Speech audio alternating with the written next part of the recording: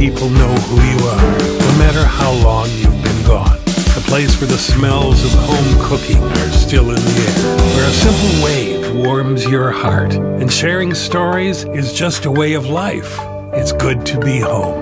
Agraria Insurance Company, protecting what's important in life. Contact your local Agraria Insurance Company agent.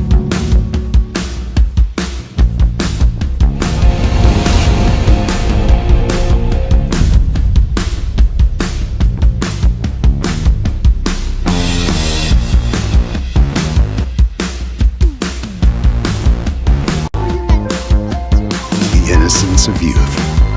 Is there anything any better?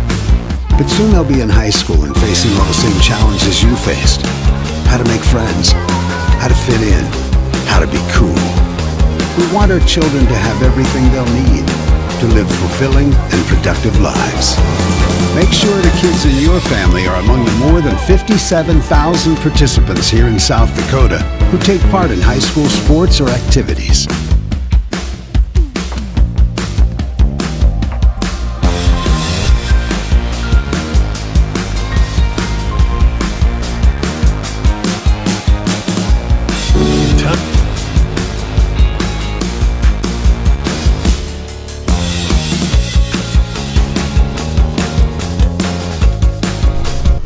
Larson. I'd like to thank my parents, Tim and Julie Larson, for coming to my games and always supporting me. One of my favorite memories on the team is probably beating Mount Vernon during a playoff game, last second shot. Peyton Frederick. I want to thank my parents for everything they've done. My favorite memory is probably Bridgewater. Landon Shirk. I want to thank my parents for always being at my games and always supporting me. My favorite memory is last year at Bridgewater when we beat them on their own homecoming. My favorite memory on the team is probably the Mount Vernon win last second. Jake Goblish. I just want to say thank you to my parents for coming to all my games and supporting me all the years. My favorite time with the team was ruining Bridgewater's homecoming my junior year. It was a great time. Jackson Tadlock. I want to thank my parents for always supporting me in sports. My favorite memory would be beating Bridgewater on their homecoming. Zach Bowden. I'd like to thank my mom and dad for supporting me throughout high school. My favorite memory is beating Aberdeen Roncalli. Justin Worth. I would like to thank my parents for, making me and helping me get this far. My favorite memory is probably senior year fall camp. Ryan Quinset. I want to thank my parents for all they've done to support me over the years. My favorite memory from football, probably winning the homecoming game this year. Alex Jensen. I would like to thank my parents for all they've done for me over the years. My favorite memory from football is probably the Roncalli game afterwards, just going in there and being so happy. Tate Van Otterloo. Thanks Mom, thanks Dad. My favorite memory is playoffs.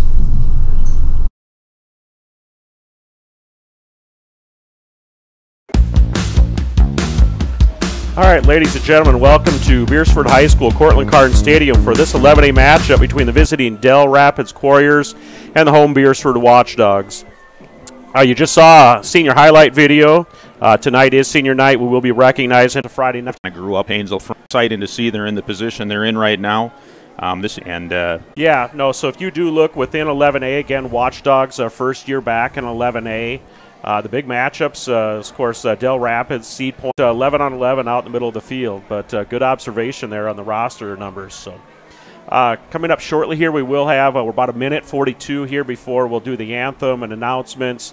But let's just take a look here at the standings currently within 11A. this is a non-conference matchup. It's within 11A, so Del Rapids and West Central both 5-0. Their current seed points tie them at 44.4. Right with him is us. Beersford, we're 4-1 with 43 seed points. And then we had a great battle with Canton that first week out. Canton is 2 wins and 3 losses on the year, but they've had a tough part of the schedule, so they're 42.2 on the seed points. And then below that, it's Sioux Falls Christian, Dakota Valley, Lennox, Vermilion, and Madison, kind of the ones fighting out those last 3 spots. It's kind of unbelievable on the Canton end. Their opponents have a combined 20-5 record. So Canton's had a pretty tough row to hoe here, and that includes the Watchdogs being part of that tough row. Del Rapids, on the other hand, and this is kind of exciting to look at comparative scores, they've had a pretty easy schedule up to this point. They're a quality team, obviously. Their quarterback, Jack Henry, is one of the premier athletes in South Dakota as a junior. He's going to be playing somewhere in some sport. He's a good multi-sport athlete, so I'm excited to watch him play tonight. We don't really have a starting lineup for the Quarriers, but we'll get that to you as soon as we can, just from observations here from the booth. But quarterback there is very, you're going to want to pay attention to number 16 tonight. He's one of the premier athletes. I'm going to compare him to the quarterback that Bridgewater and Emory Ethan had a few years ago. Name is slipping my mind right now. His dad is the superintendent there in Ethan. But Coach Scott Ebert will have to take care of that. Okay, so we are getting ready for some starting lineups. Again, Del Rapids Quarriers kind of pulling the Patriots mantra from a few years ago, and they'll just be introduced as the Del Rapids Quarriers, no starting lineup. And the Watchdogs, again, we recognize their seniors shortly here before the game. And that's what they're doing, I think, right now is they're going to recognize and call out each senior, and they will come down. But, we'll just talk kind of briefly here as they're going through their senior announcements. You referenced the schedule for Del Rapids coming in so far. They've played Madison, Belfouche, Hot Springs, Canton, Millbank, and then now tonight Beersford. After tonight, they will wrap up their season with Chamberlain, St. Thomas More, and Dakota Valley. So it's kind of the lineup for those teams. The Watchdogs after tonight, we will travel to Sioux Falls Christian next Friday night. We'll then have our final home regular season game where we host Dakota Valley. And then that Thursday night game, we're slated to travel out to Lakota Tech. So that'll be some kind of trip. Again, Jeff, maybe talk a little bit logistically as some AD experience organizing a team and a trip out to a location like Lakota Tech. That's a little longer trip than Beersford is used to traveling, or anybody in Class 11A, 11B is used to traveling out to the western side of the state there. It's a beautiful trip.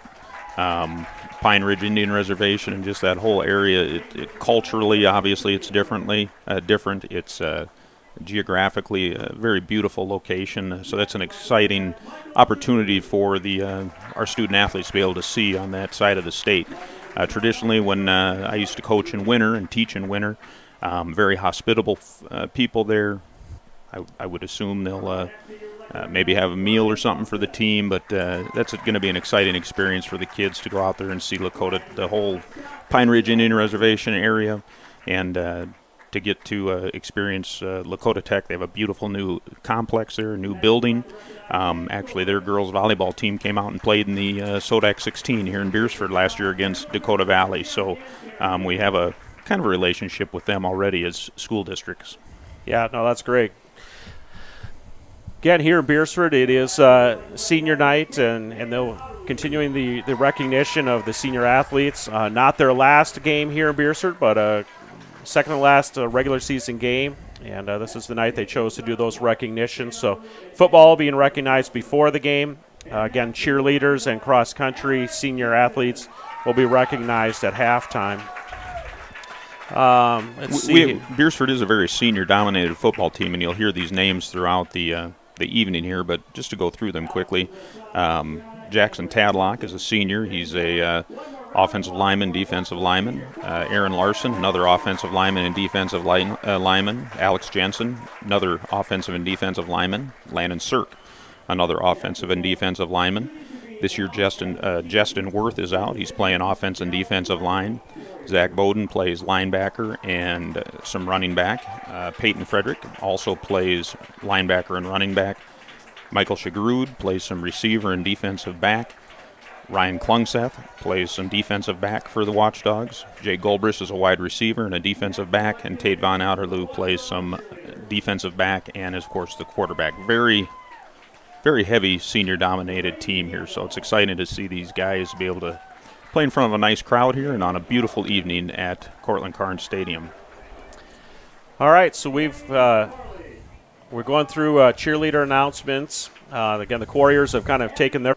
Going to be a special anthem presentation here tonight, Jeff. We have one of our students, Kane Antonson, is going to play the national anthem on it. So Kane's going to be doing that down in front of the stadium here shortly. Taking a quick peek out here, Jeff, into the stands. And, again, looking like a nice crowd here in Beersford. You referenced great weather. We had our marching festival here in town today. You were part of getting that event started. And great crowd downtown. Yeah, I talked to Mr. Leemaster a little bit today. He felt like there were probably 1,000 spectators down there. Had about 24 bands in town, I think, middle school and high school bands, mainly high school.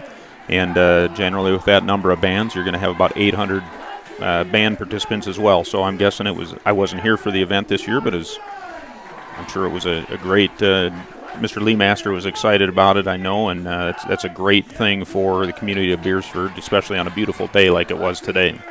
Yeah, a little rain last year we held that event. This year it was pretty nice a little breezy, but I mean beyond that it was just really a gorgeous day to observe the bands and take that in downtown. So it's a good tradition to have started in Beersford, to have that event and to see it grow. And what surprised me the most this year was just the number of middle school bands that came to compete. So great involvement there from a number of middle schools as well. So yeah, I know. Yankton's middle school was here. I know that, and they were excited to be here talking with them. So this is the fifth annual, I think it was. I'm still going to count the COVID year, the year we couldn't have it, but that was the fourth, I think, rendition of it, but it's the fifth annual that was able to be pulled off. Actually, it was the sixth annual of this year, but the fifth one that they've been able to hold with everything that's gone on in the world over the last few years. They were unable to have a college band come this year, but in the past they've had the Pride of the Dakota band come down from Brookings, from SDSU. Also have had the USD band there in the past, the Sound. And then also Northern has been here in the past, and I can't remember if I'm missing anybody. Maybe we've had USD here twice, but this year I believe the featured band was O'Gorman. O'Gorman was, I think, last year. West Central, actually, this year. West Central. It is time for the anthem. We do have the teams facing the flag, so we will kind of go and pause here. And, again, Beersford High School student Kane Antonson will be playing the anthem with his electric guitar.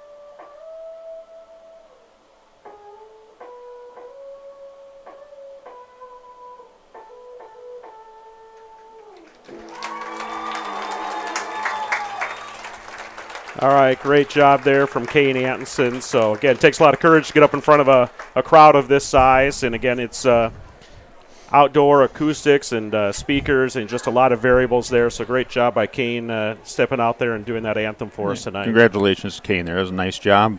Probably have looks like the bleachers about full here. I'm guessing if you're packing them in here shoulder to shoulder in our grandstand here at Cortland Carnes Stadium, probably seats about 400 450 in the grandstand, and then we got people down in the courtyard and standing around the track. We got the ambulance service here tonight that always volunteers their time from the Beersford Fire Department, volunteer fire department, so thank you to them, and just a beautiful evening.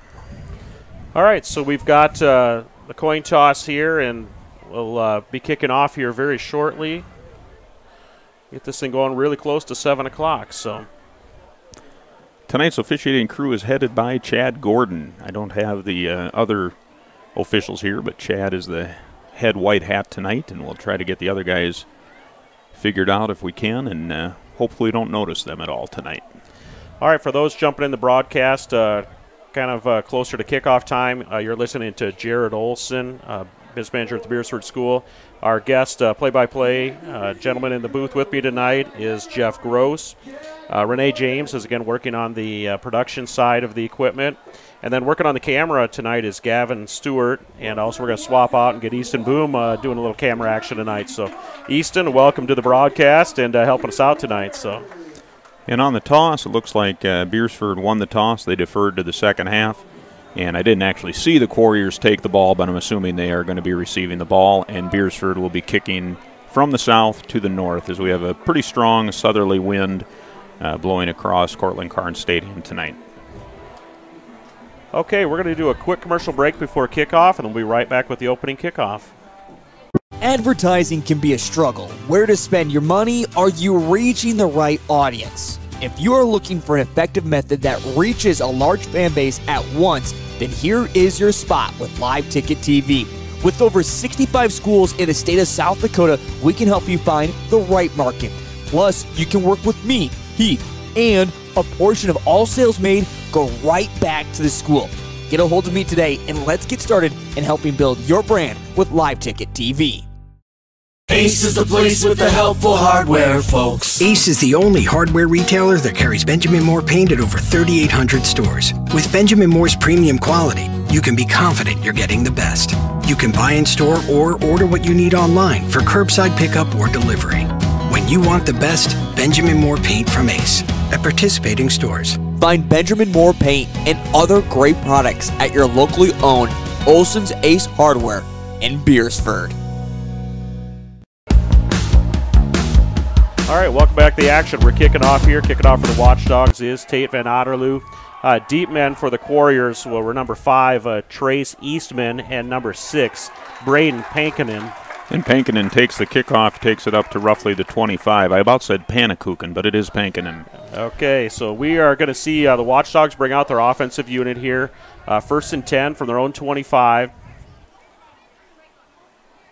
Starting quarterback for the Quarriers will be number 16. That's Jack Henry, one of the better athletes in the whole state, not just A-class football and athletics, but across the whole state.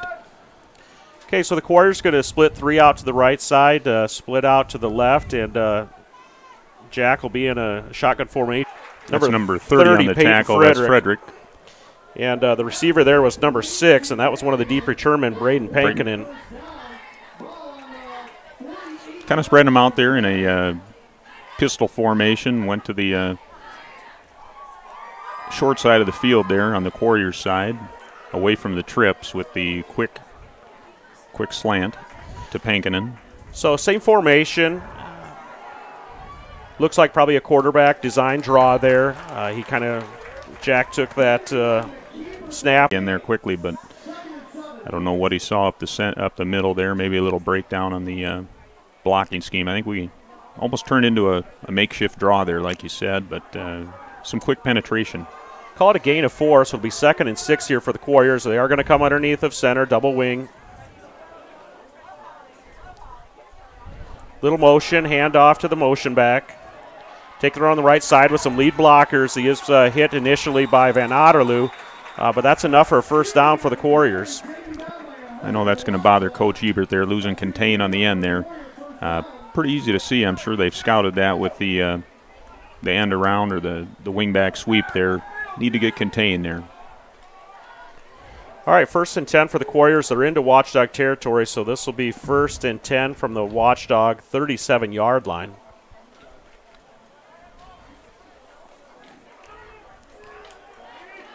Back. That's Pankinen working out the left side. It's really strung out there by Friedrich, so nice job. Gain of maybe a couple, but Friedrich did get out there and keep pushing him to the sideline. Kept getting contained there. That's kind of what you need to do on those types of plays, is let the edge get established and allow some time for your linebackers to flow, and that allowed Frederick to get out there quickly and make the tackle. Gain of about 4 on that, maybe a long 3, a short 4.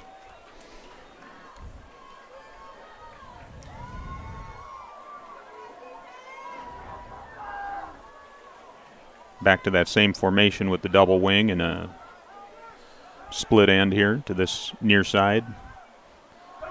Kind of a little counter. Looks like just a touch short of that first down, and they're well into Watchdog territory. We would assume here on one of the big men for the Quarriers is getting up slowly. That's number 75. Looks like Carter Trail. Yeah, it is 75, and training staff is going to come out and take a quick look at him. So let's go to. This is what matters. Respect makes. This is what character looks like.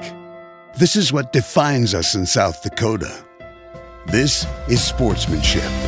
School sports. It's not the outcome that matters most, but the way the games are played. It's presented by the South Dakota High School Activities Association and the South Dakota Interscholastic Athletic Administrators Association. In times like these, it's good to know there's a place where people know who you are, no matter how long you've been gone. A place where the smells of home cooking are still in the air, where a simple wave warms your heart, and sharing stories is just a way of life. It's good to be home. Agraria Insurance Company, protecting what's important in life. Contact your local Agraria Insurance Company agent. Advertising can be a struggle. Where to spend your money? Are you reaching the right audience? If you are looking for an effective method that reaches a large fan base at once, then here is your spot with Live Ticket TV. With over 65 schools in the state of South Dakota, we can help you find the right market. Plus, you can work with me, Heath, and a portion of all sales made. Luckily, the injured Quarrier was able to walk off under his own power, but big third down play there. It's Watchdog front line there, Jeff. Seemed like they kind of stuffed that thing. 3rd and less than a yard there. Looks like they got them stopped, so we're going to be 4th down. The Quarriers have done that a couple times now where they've come out in a balanced formation, and then they shift the tight end from one side to the other side and run unbalanced, and they've run that direction with kind of the inside handoff, and Watchdog's able to stuff that there on that one. So the interior defensive line for the Watchdogs is Shirk, and Larson. Those are the 3 kind of in that formation up front, and big 4th down here. Ooh, just a dive there. I don't know if they're going to get it or not. Could be placement of the ball. They're moving it. Yeah, so initial signal from the refereeing crew is move the chains. They got the yards they needed for 1st down. So 1st and 10 from the Quarriers from the Watchdog 26-yard line.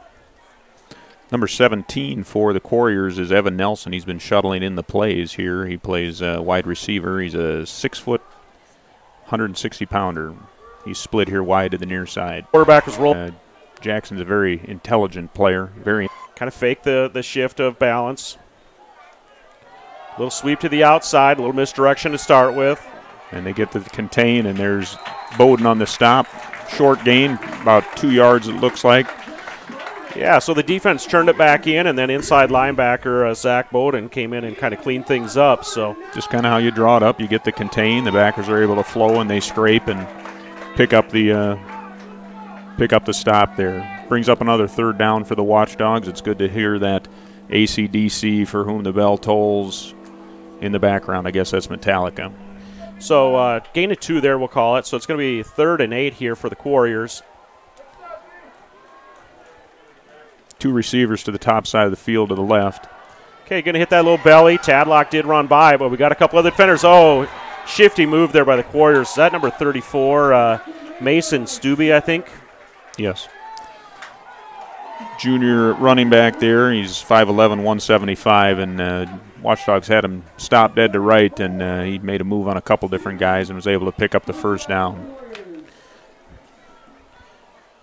All right, so what looked like maybe just a no gain or short gain. Again, Stubbe works his way out of that on the narrow side of the field even, Jeff. But Watchdogs going to have to, again, come up with a couple big plays here and stuff this thing deep into their own zone. High snap that time. Henry's able to corral it with a pickup of about 6 yards on the bad snap, and kind of a defensive breakdown there for the Watchdogs. Sometimes you get that high snap or that dropped punt or kickoff, and everybody kind of goes out of their lanes and tries to go for the ball, and that's kind of what happened to the Watchdogs there a little bit, and left some of their responsibilities. Yeah, so second and 5, I guess, is on the board. That's what we'll call it. Little jet motion or just a reset of the wide receiver. I don't think that was necessarily an intended shift, but it was a shift nonetheless. Okay, Pickup of about 2 yards there on a just off tackle to the right for the Quarriers. Bowden again in there on the stop. All right, obviously, I don't know what they've got for a kicker. I just haven't watched a lot of Del Rapids football, but you're at a point here. You would assume, you're in a position maybe early in the game. They're moving the ball with some success. Probably a, 4-down territory if they don't get the first down here. So they got 2 plays essentially to pick up about 3 yards here. Yeah, long 3 it looks like. They can pick up a first down right at the 5-yard line. They hit the motion back there in that jet sweep. He cuts it back in. And they do look to get that first down. Looks like it's going to be 1st and goal at about the 4. Yeah, I believe the running back there was Braden Pankinen.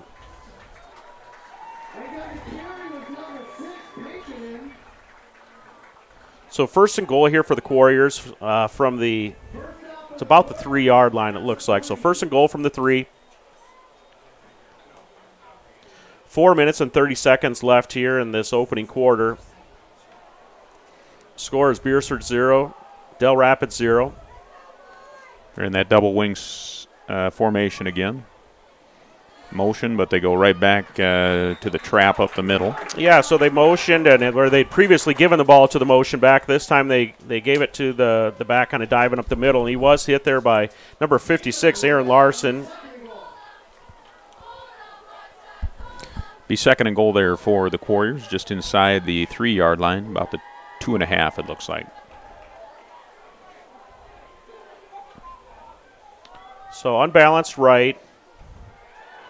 Inside handoff to number 34. I think that was Stubbe, wasn't it? Stubbe again. I think we'll see the Watchdogs run a similar play to that here in a little bit, but nice drive there, opening things up for the Quarriers.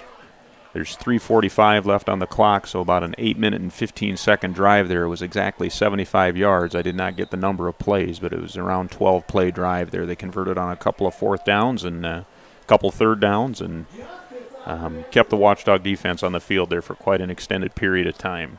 Kicking this point after attempt is Camden Justice, number 24 for the Quarriers. His kick is up and good, so it's Del Rapids 7, Beersford 0 with 3:45 left in this first quarter. We're going to go to a quick commercial break. We'll be right back with more action here at Cortland Carnes Stadium.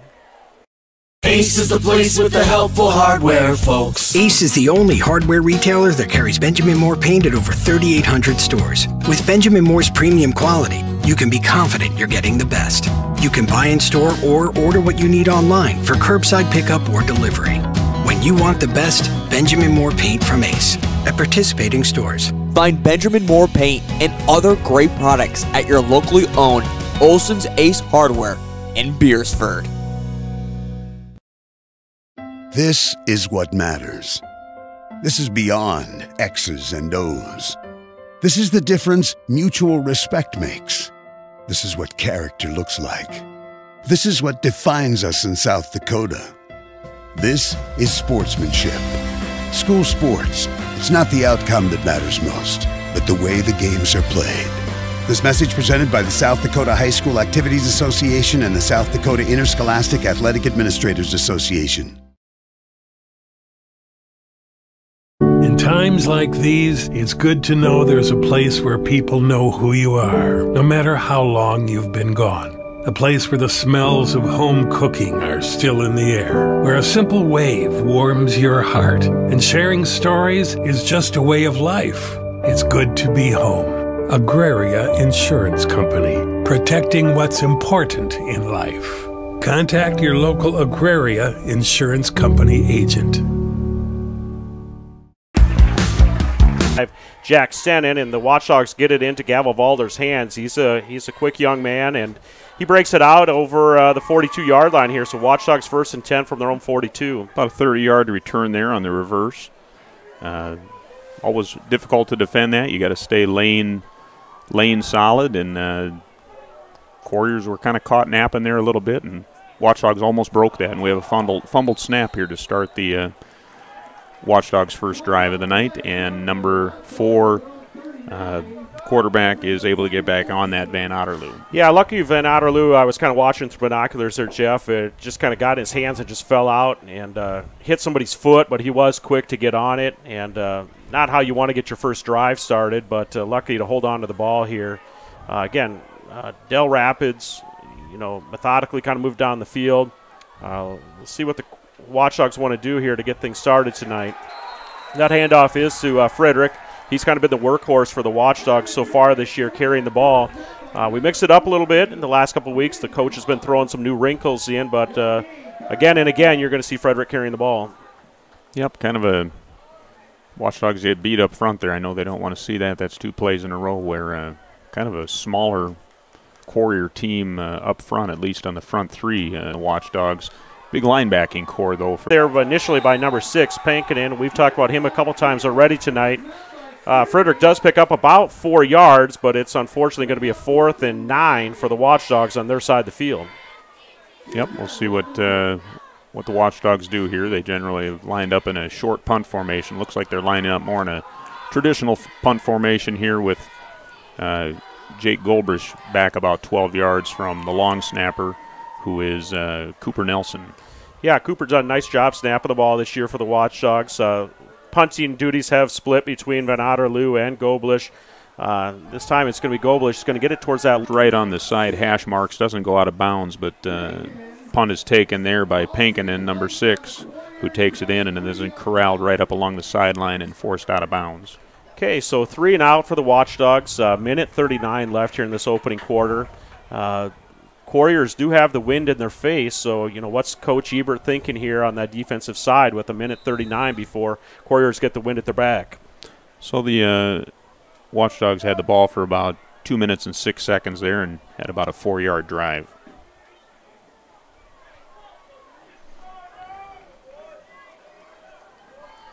Flag there, but it's not coming, but it is caught there by the receiver, and that is Pankinen. He's causing all kinds of trouble for the that receiver is number 8, Braden Fursdahl. He's a senior, 5'10", 155 pounds.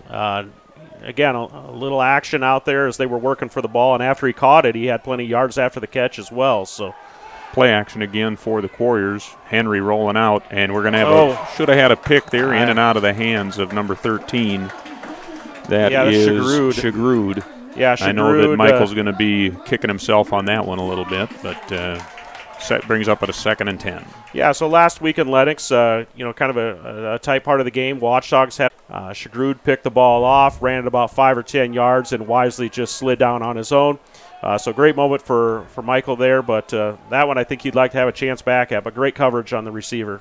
Another bad snap here, and the Quarriers lose about 13 yards on that one, so that'll bring up a 3rd and long, roughly 23 yards. Yeah, nice job there by Mason Stubbe just getting on it. I obviously hate to lose 10-plus yards on a play, but Stubbe did get on it and at least protect the ball. Brings up 3rd down again for the Watchdogs. Watchdogs have not been able to get off the field yet on a 3rd down, so perfect opportunity here to do that for the seniors that are up there in the front, headlined by Landon Shirk and Jackson Tadlock and Aaron Larson. So, Jeff, with 10 seconds on the clock, third down, you're assuming they're probably not going to snap the ball when they have a chance to get the wind in their back here in a second.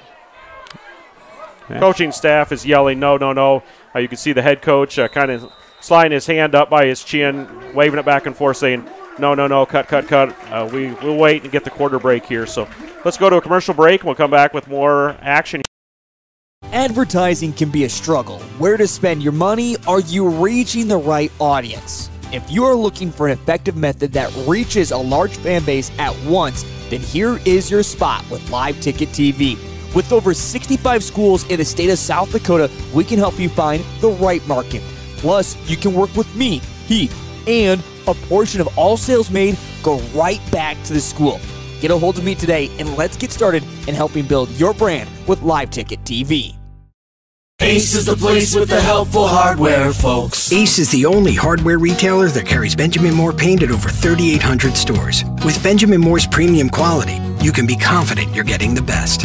You can buy in store or order what you need online for curbside pickup or delivery. When you want the best, Benjamin Moore paint from Ace at participating stores. Find Benjamin Moore paint and other great products at your locally owned Olson's Ace Hardware. All right, welcome back to the action here in Beersford. Again, tonight you're listening to Jared Olson and Jeff Gross on the play-by-play. We do have one of our students, Easton Boom, is new to the broadcast, so he's a Beersford High Schooler, Easton Boom. And we still have high schooler Gavin Stewart working the camera. So, Jeff, big third down here. Quarriers 3rd and 23 after that bad snap.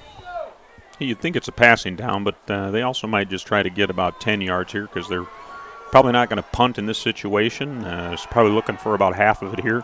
They do run up. He lined up in the one of the wing backs there, and Van Otterloo luckily gets a hand at center field area, and he did make a break on it, but Stubbe was open. We just kind of got lucky there, and a great play by Van Otterloo. So Quarriers look like they're going into punt formation here. Very deep in the punt formation. They're actually about 17 yards deep. So the punter there was number 8. That's and he checks it up there on about the 1 yard line. That is getting the 9-iron out and sticking it on the green. I think he's going to have to replace his divot there. Oh man, Braden Fursdahl. That's a great punt there by the senior. He was standing about midfield when he punted that ball, and it is right on the one. It might be inside the one. They're placing that. I'll get a look here. Left-footed kick there. Turns it over nice and just plants it. Okay, 11:45 here in the second quarter. An opportunity for the Watchdogs to drive the length of the field here and even things up on the scoreboard. Watchdogs look to be in a Buffalo-type formation. They've got 3 running backs in the backfield, power I, and we might go 99 yards here. They get it out to Frederick. He's got a little bit of a block there. He is chased down by the defensive back, number 21, getting in on that, saving that is Cole Rusick. Rusick's a sophomore, but great play there, and that brings the Watchdog fans to their feet. So that's kind of what we've seen out of Frederick so far this year is get a couple blockers, give him just a little bit of space, and he's wiry enough. He's going to work through there and gain some yards. Gain of 39 there for the Watchdogs. So Watchdogs 1st and 10 from their own 40-yard line, a little life in offense. That's exactly what head coach Scott Ebert and the offensive coordinator's got to be liking. Then we stay in that power I formation.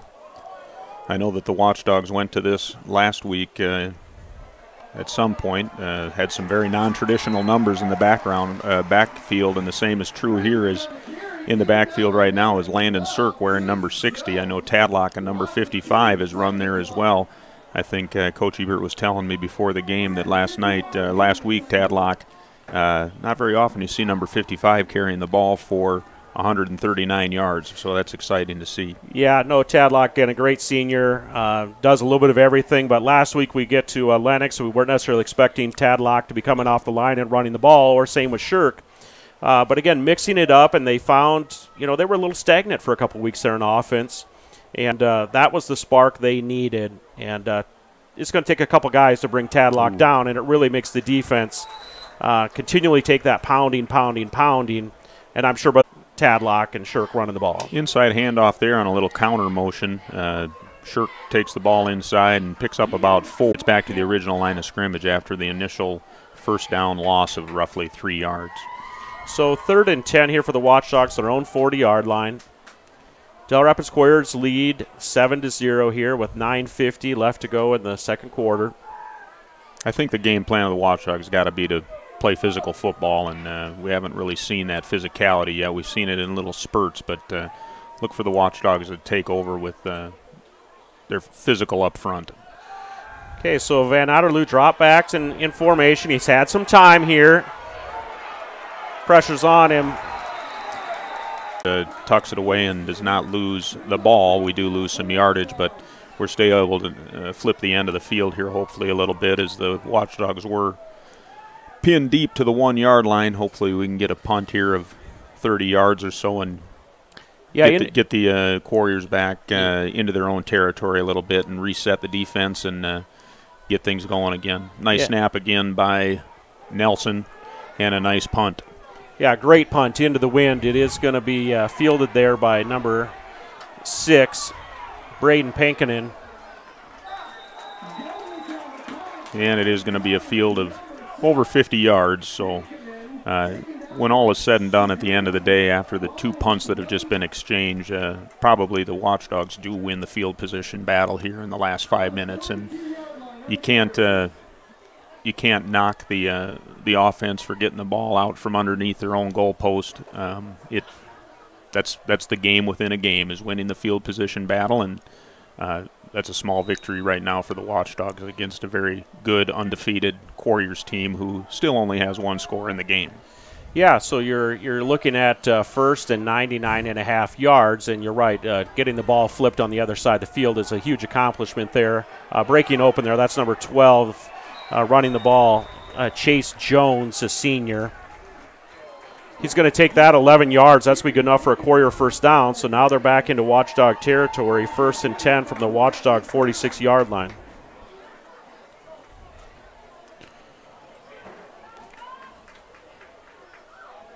Kind of a little bit of sweep action there, I think, Jeff, wasn't it? Kind of working out to that far side of the field. Kind of what we've seen before, just both teams going some smash mouth here, and hopefully the Watchdogs can do a little more smash mouthing than the Quarriers are able to do. Inside handoff again here to number 6. Very good ball player there. The Quarriers are 5-0 for a reason. They've got some good athletes. Henry's making the decision back there in the backfield. Time for the Watchdogs to step up here in the red zone or just outside the red zone and get a stop. Probably going to be in 4-down territory here. Inside handoff again to number 12. That time the Watchdogs have it stopped up pretty well. A very short gain, maybe 1 yard. Yeah, initial hit there is Landon Shirk. Again, been a real solid player for the Watchdogs up front. So, ball carrier that time was number 12. That is Chase Jones, a senior running back. He's 6 foot 165, kind of a long, lean runner there. Yeah, they gave it to him in that sweep action 2 plays before. Gave it to Pankinen and then kind of came right back to number 12, Chase Jones, right after that. Watchdogs have been running that similar play out of more of a power set. Quarriers are running it more, a little more of a finesse set, spread out a little bit more, and not quite pounding it as much as the Watchdogs are. Here we are with the sweep to the left side. And the Watchdogs get in again. All right, so on the stop there is Friedrich and 65, the younger Shirk. 3rd and about 7, so big down here for the Watchdogs. About halfway through the second quarter here at Cortland Carnes Stadium, about just over 6 minutes remaining in the second quarter.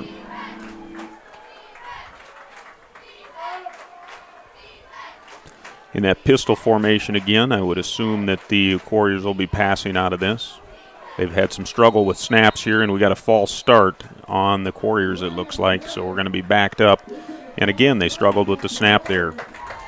Yeah, I mean, that would be, again, you're getting a Beersford broadcast here. We could only hope that kind of continues throughout the night, but for any Quarriers fans who might be dialing into Watchdogs at liveticket.tv, we'll try to give you a fair broadcast here, but you're going to hear the side that is kind of hoping for some things to happen in the Watchdogs' favor. But so they're going to step off those 5 yards, replay 3rd down here. The Quarriers do huddle back up, so Again, you kind of make the assumption they're maybe going to change the play up from what they were looking at with 3rd and about 9 to now 3rd and about 14.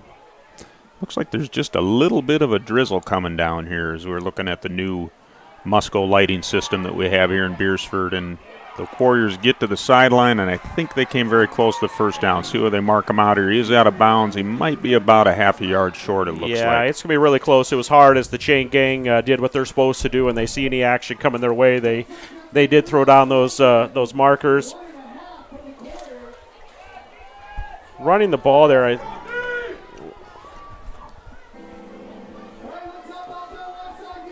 I did miss exactly what it was, but it is going to be short of the first down. So you're 4th and 1 here from the Watchdog 23-yard line. So opportunity for a big defensive stop here for the Watchdogs to get the ball back with 5:18 left in this opening quarter. They're currently down 7-0, so big time for a big play here. Double wing really packed in there, fullback is up and they're going to close. go with that inside handoff, and they do pick it up. And they're down to about the 5, so we're going to have 1st and 4 cracks at it from about 5-yard line. Yeah, big play, and what do? You go to one of your main staples there, and that's number 34, Mason Stubbe, junior, 5'11", 175 pounds. And they've got a number of weapons, but Stubbe's one of them that they can probably trust in a tough situation to take the ball in his hands. So 1st and goal from the 5-yard line here for the Quarriers. Kind of the point in the game where you bend but don't break here, I think is what the coach is probably thinking. Here they are in that double wing, double tight again, and they're going to that same inside handoff, and that time the Watchdogs get it stuffed up. If they're able to stuff that up a play ago just like they did there, they've got the ball, but they do knock them back for about a yard loss here. And stalwarts in the middle there. Nice correction there in that play. The same thing we just saw right before that. Quarriers said, well, if you couldn't stop it, let's just run it again. And Watchdogs took care of that one. So going to bring 2nd and 6 from the 6. So loss of 1 on the play for the Quarriers. Same double wing, double tight. This time the Look at Watchdogs. Ooh. Frederick's looking for wrestling season here. That was a nice double leg takedown on that tackle there. Okay, yeah, nice play there by Frederick in open space.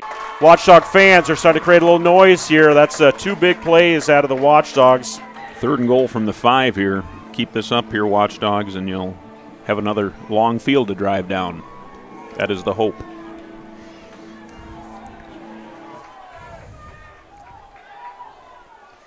Again in that double wing, double tight. Splits of about 1.5 feet, it looks like. That time they fake the end around, and Henry, great athleticism, does get to the corner and gets over the pylon for the touchdown on the bootleg. Yeah, he had the cornerback or defensive back out there in open space, and that's a tough one-on-one play with a great athlete and the ball in his hands. And he just kind of did a little head fake or a little kind of stutter step and then broke for the pylon and got enough for the touchdown. So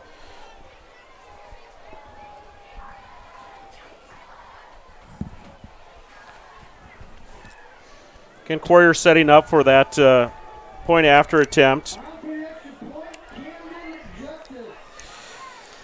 Touchdown comes with 3:07 remaining here in the 2nd quarter. So Camden Justice doing the kicking action for the Quarriers. That one is signaled up and good. So Quarriers lead here 14-0 with 3:07 left. Quick commercial break. We'll come back with more football action. This is what matters. This is beyond X's and O's. This is the difference mutual respect makes. This is what character looks like. This is what defines us in South Dakota. But the way the games are played. This message presented by the South Dakota High School Activities Association and the South Dakota Interscholastic Athletic Administrators Association. In times like these, it's good to know there's a place where people know who you are, no matter how long you've been gone. A place where the smells of home cooking are still in the air, where a simple wave warms your heart, and sharing stories is just a way of life. It's good to be home. Agraria Insurance Company, protecting what's important in life. Contact your local Agraria Insurance Company agent.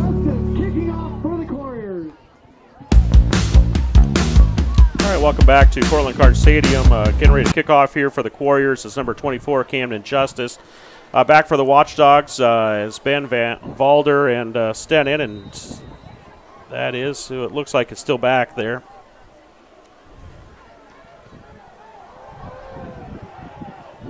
And it gets into the end zone, even though he touched it in the field of play, the impetus football. That's a big section of the game is winning the last 4 minutes of the first half and winning the first 4 minutes of the second half. And Beersford has the ball here to end the first half.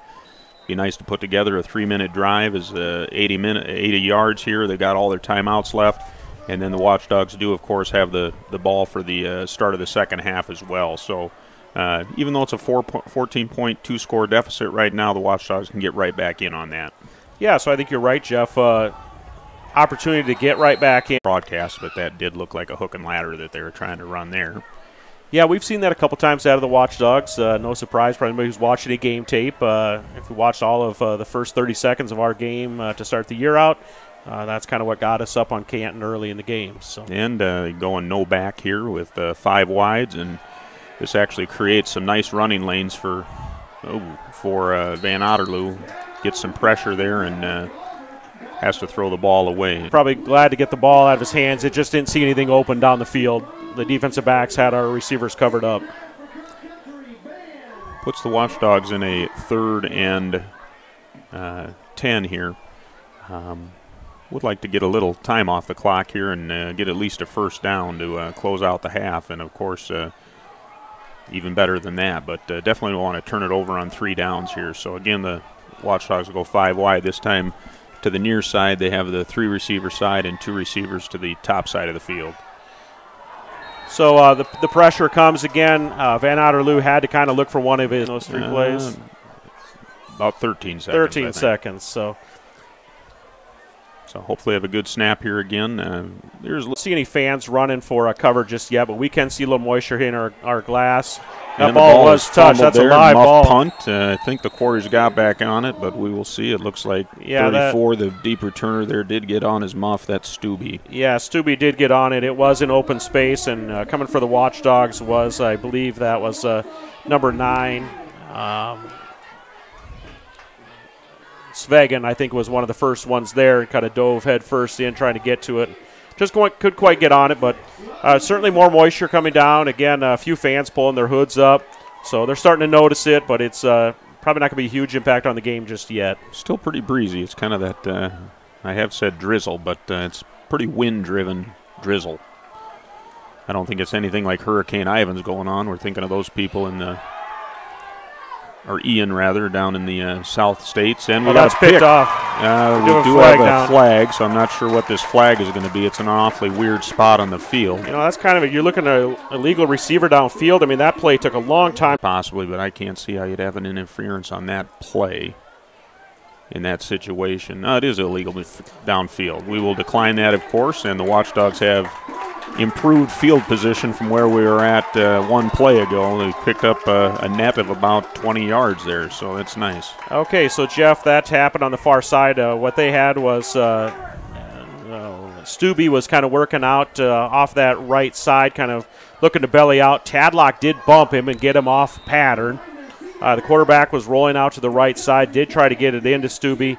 Did you catch who picked it off? I just didn't get a number on it. Number 24, that would have been Robert Watkins. So that's the second interception that I'm aware of for Watkins for the year. So Very nice pick and return there for the Watchdogs. Net gain of about 25 yards on that exchange. And a trap inside. That is short gain, Tadlock for about 2 yards.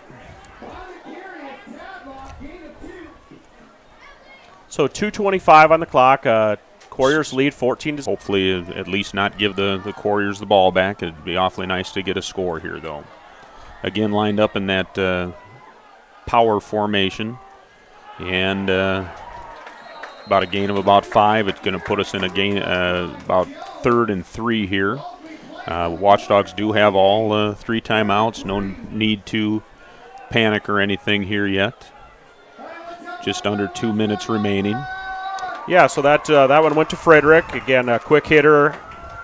First time the Watchdogs have been in Quarrier field position here.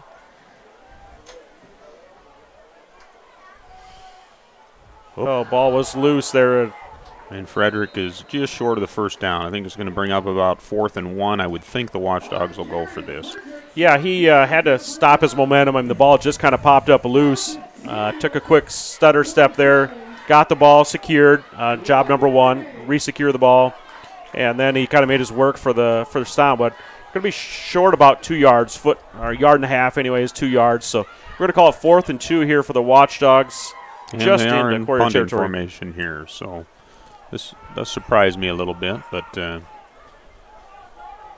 guess we hadn't called any timeouts, so we had let some time get off the clock. So good snap again by Nelson, and good punt, and it's going to low driving go out of punt. bounds. Went out of bounds Probably about the 21. They're going to mark it. And probably they are putting it right at the 22. 22. So 46 seconds left, and we're going to get a quick swap of position here. So we're going to take a quick commercial break. Advertising can be a struggle. Where to spend your money? Are you reaching the right audience? If you are looking for an effective method that reaches a large fan base at once, then here is your spot with Live Ticket TV. With over 65 schools in the state of South Dakota, we can help you find the right market. Plus, you can work with me, Heath, and a portion of all sales made go right back to the school. Get a hold of me today, and let's get started in helping build your brand with Live Ticket TV. Okay, welcome back here, Quarriers. Quarriers did have a wind advantage here, 40-some seconds in Stubbe. About a 30-yard gain there for the Quarriers, and they take a timeout with just under 40 seconds, 39.9 seconds left in the half. So Watchdogs had good coverage on that play. It's just ended up getting it slid in there. So you talked about quarterback being a good athlete for the Quarriers, and yeah, but it's been a pretty defensive game, even though it is 14-0 at this time. There haven't been a lot of huge plays, but I am surprised we haven't seen a little bit more out of the athleticism of Henry, even though he did have the nice bootleg end-around score there for their second score, and he definitely has gotten the ball up the field a couple times with some throws, but I don't think we've seen the last of Jack Henry. Yeah, so we've talked about Henry and Stubbe, and early on it was Pankin that was kind of hurting us there, and then we saw a nice play out of Braden Fursdal. So Quarriers are really spreading the ball around and making the Watchdogs be honest, so they're just not. Ace is the place with the helpful hardware, folks. Ace is the only hardware retailer that carries Benjamin Moore paint at over 3,800 stores. With Benjamin Moore's premium quality, you can be confident you're getting the best. You can buy in store or order what you need online for curbside pickup or delivery. When you want the best, Benjamin Moore paint from Ace at participating stores. Find Benjamin Moore paint and other great products at Going to be about 1st and 22 with 32 seconds left in the half. Yeah, so wait for the preliminary signal here. It was right where it had to be a hold. Going to get a personal foul. Actually, they have a tripping, I believe, but they haven't pointed which way. I'm assuming it's on the Quarriers. They're going to come over and talk to head coach Scott Ebert, explain his options at this point. So that's what Ebert's going to listen to the options and make a decision. I think it's going to be 1st and 25 here. The options are going to be 1st and 25 or 2nd and 5. So I think you opt for the yardage. I know coach is a 5th grade teacher or 4th grade teacher, but that seems like 5th grade logic there. Yeah, and they will start stepping that off. So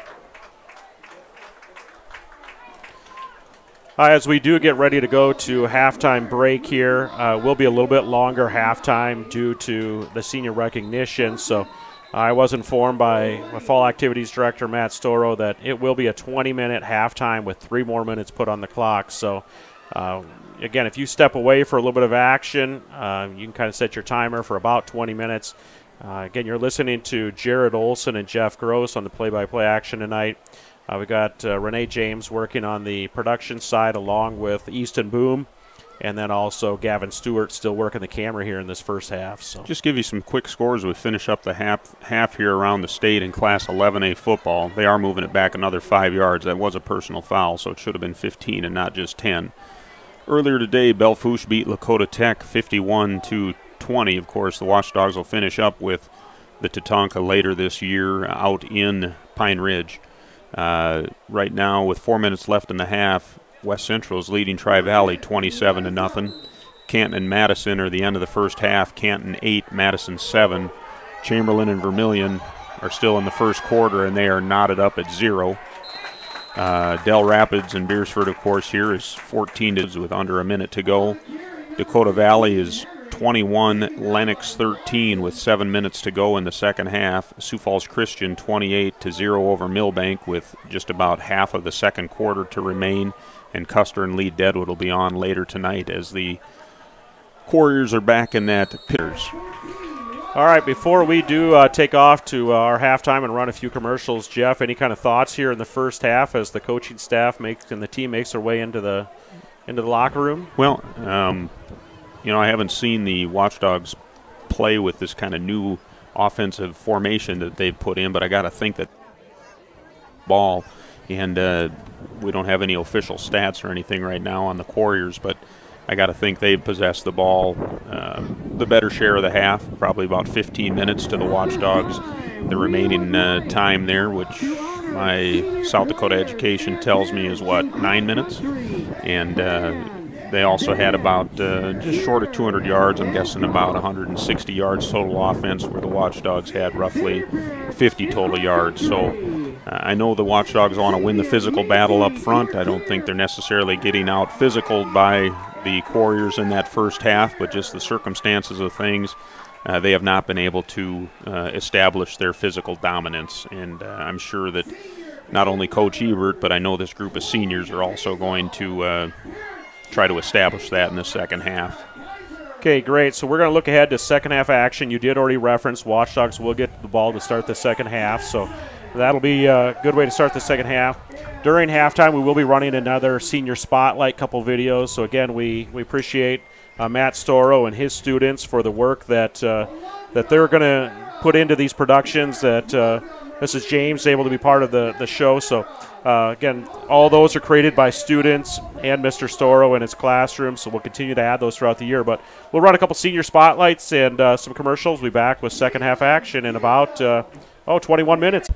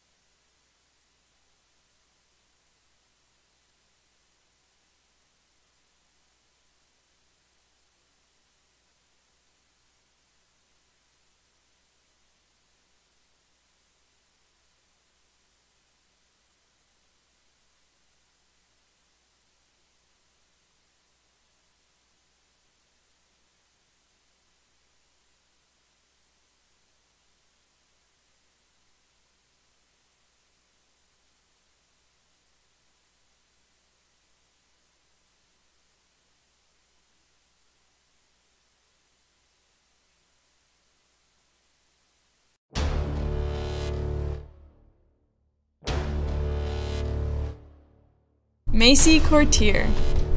I want to thank my parents for supporting me in all of my sports, for always showing up and pushing me to do my best. Without them, I wouldn't be where I am today.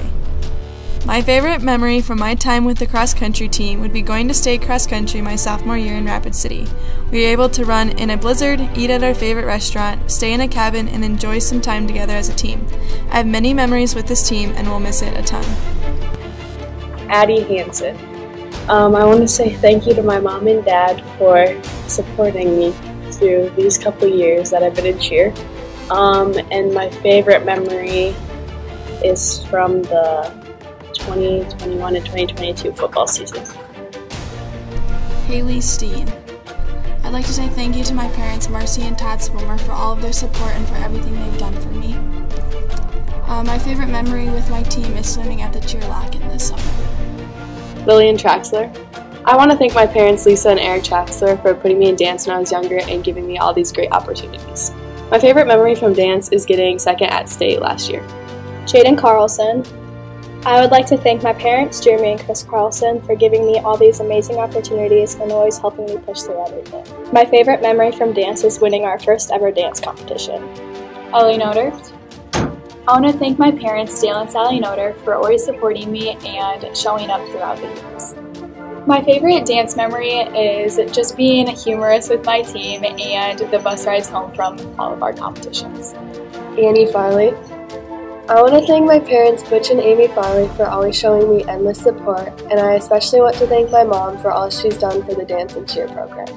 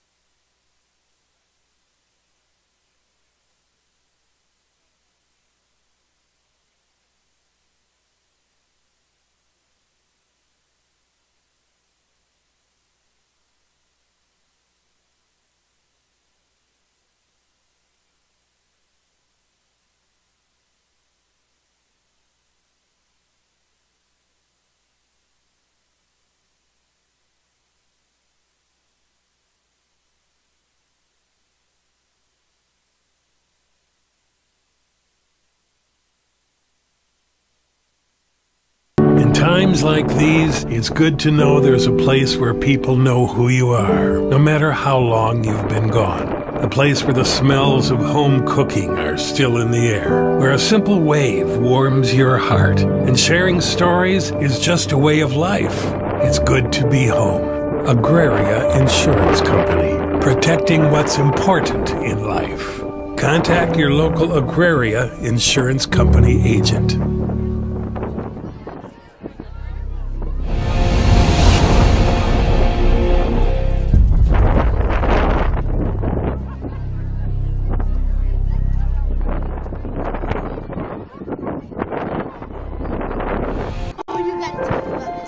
The innocence of youth. Is there anything any better? But soon they'll be in high school and facing all the same challenges you faced. How to make friends, how to fit in, how to be cool. We want our children to have everything they'll need to live fulfilling and productive lives. Make sure the kids in your family are among the more than 57,000 participants here in South Dakota who take part in high school sports or activities.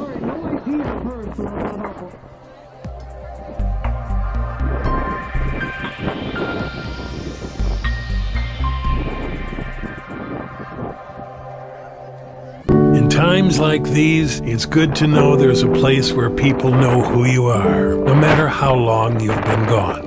A place where the smells of home cooking are still in the air, where a simple wave warms your heart, and sharing stories is just a way of life. It's good to be home. Agraria Insurance Company, protecting what's important in life. Contact your local Agraria Insurance Company agent.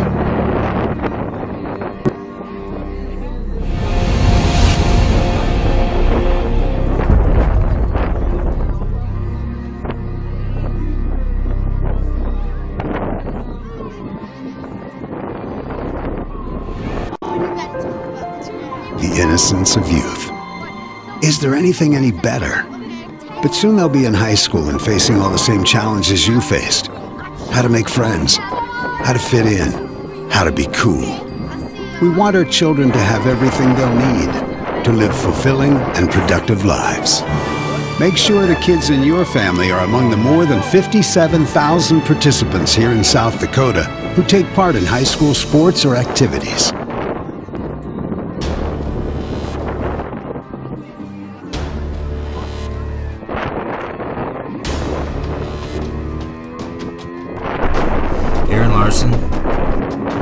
I'd like to thank my parents, Tim and Julie Larson, for coming to my games and always supporting me. One of my favorite memories on the team is probably beating Mount Vernon during a playoff game, last second shot. Peyton Frederick, I want to thank my parents for everything they've done. My favorite memory is probably Bridgewater. Landon Shirk. I want to thank my parents for always being at my games and always supporting me. My favorite memory is last year at Bridgewater when we beat them on our own homecoming.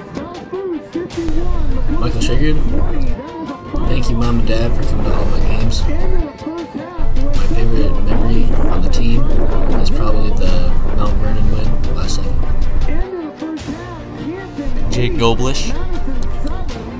I just want to thank you to my parents for coming to all my games and supporting me all the years. My favorite time on the team was ruining Bridgewater's homecoming my junior year. It was a great time. Jackson Tadlock. I want to thank my parents for always supporting me in sports. My favorite memory would be beating Bridgewater on their homecoming. Zach Bowden. I'd like to thank my mom and dad for supporting me throughout high school. My favorite memory is beating Aberdeen Ron Cully. Justin Worth. I would like to thank my parents for making me and helping me get this far. My favorite memory is probably senior year fall camp. Ryan Quintet. I want to thank my parents for all they've done to support me over the years. My favorite memory from football, probably winning the homecoming game this year. Alex Jensen. I would like to thank my parents for all they've done for me over the years. My favorite memory from football is probably the Ron Collie game afterwards, just going in there and being so happy. Tate Manarlu. Thanks Mom, thanks Dad. My favorite memory is playoffs.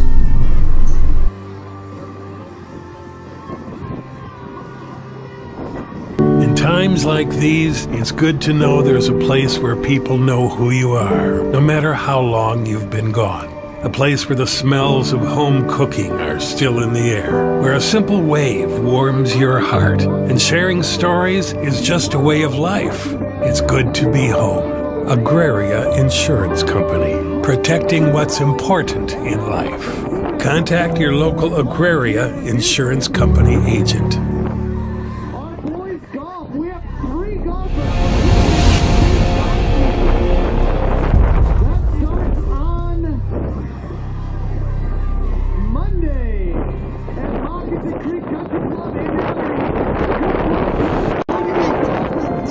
The innocence of youth. Is there anything any better?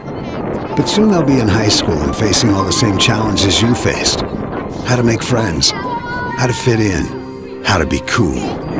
We want our children to have everything they'll need to live fulfilling and productive lives. Make sure the kids in your family are among the more than 57,000 participants here in South Dakota who take part in high school sports or activities.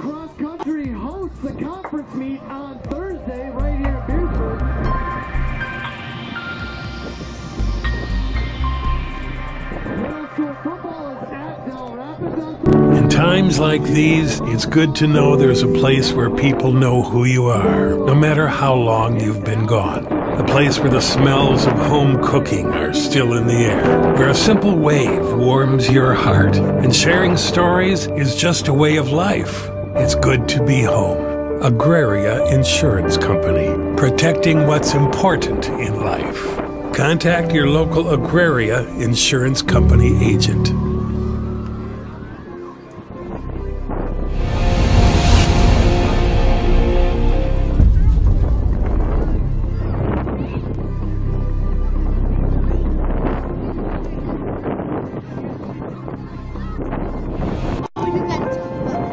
The innocence of youth. Is there anything any better? But soon they'll be in high school and facing all the same challenges you faced. How to make friends, how to fit in, how to be cool. We want our children to have everything they'll need to live fulfilling and productive lives. Make sure the kids in your family are among the more than 57,000 participants here in South Dakota who take part in high school sports or activities.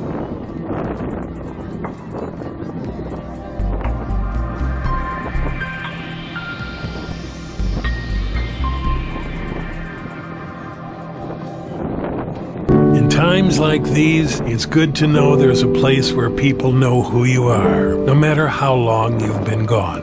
A place where the smells of home cooking are still in the air, where a simple wave warms your heart, and sharing stories is just a way of life. It's good to be home. Agraria Insurance Company, protecting what's important in life. Contact your local Agraria Insurance Company agent.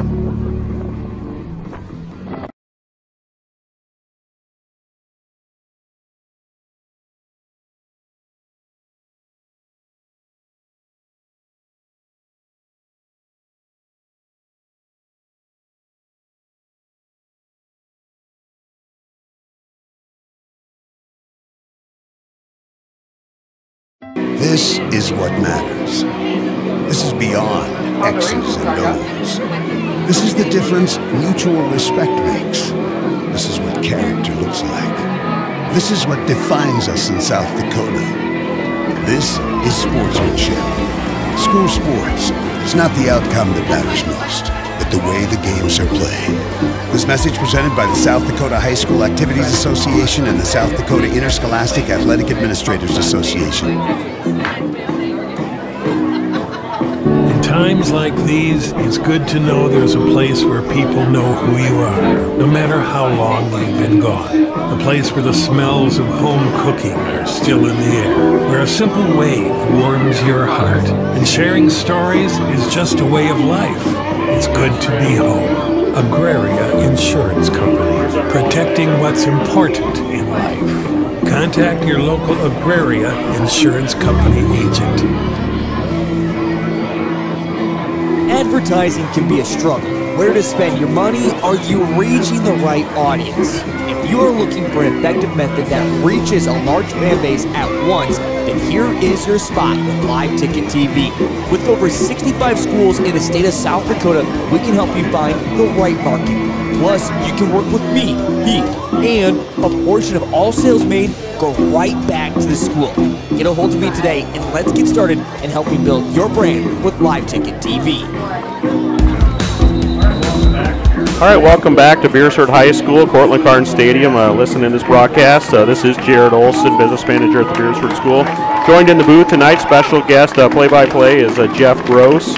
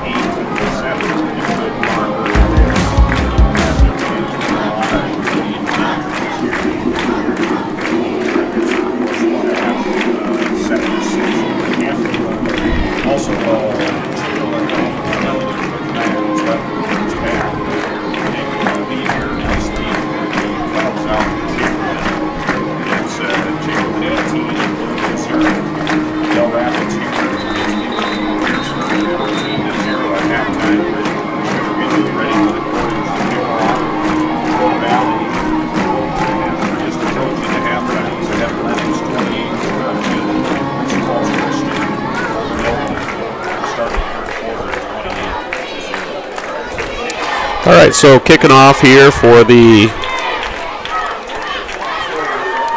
Quarriers is number 24, Camden Justice. Did a nice job kicking so far here to start the game for the Quarriers. Looks like they are going to bring in a ball holder, just enough wind here, Jeff, that they're going to bring in number 65 is going to get an option to get mentioned in the game here. So holding the ball here is Austin Cox. He's a senior, 5'6", 145 pounds. So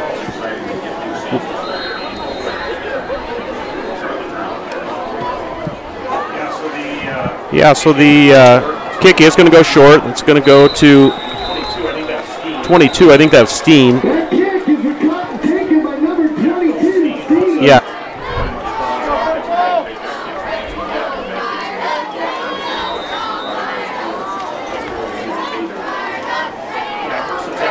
Yeah, first and 10 for the Watchdogs from their own 35.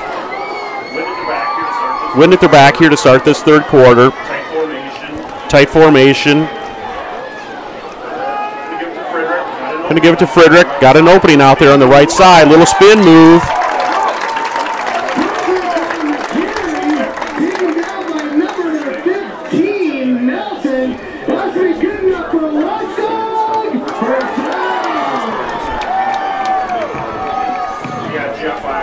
Yeah, Jeff, I don't play a lot of video games. I think that spin move was a B button, I think they possibly call that. So.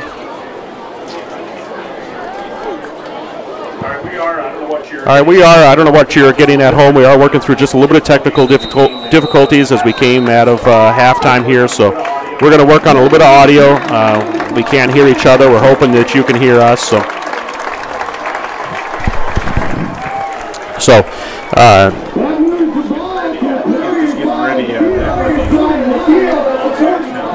offsides penalty here for the Quarriers against the Watchdogs in short first and 5 here. We'll see stick with the game plan and we're going to open it up here, maybe open it up here short first down.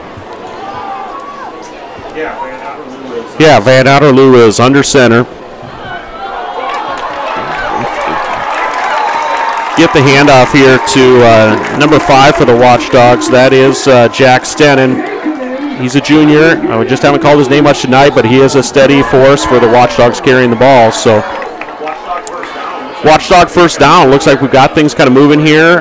Maybe the Quarriers are on their heels a little bit. So, Watchdogs certainly coming out with some confidence here that they can pound and ground and move the ball here.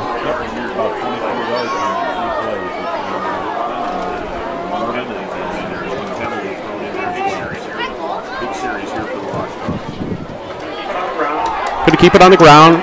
Back to Stennon. He does get a nice block on the outside there by number 58.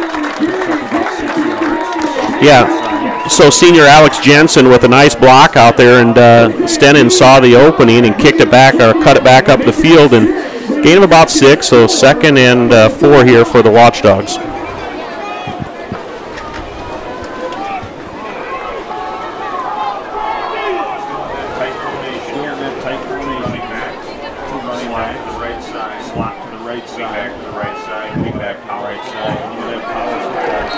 This is Frederick, nothing going right there. The Watchdogs were on their blocking assignments, but the Quarriers just held the line of scrimmage, so loss of a couple there.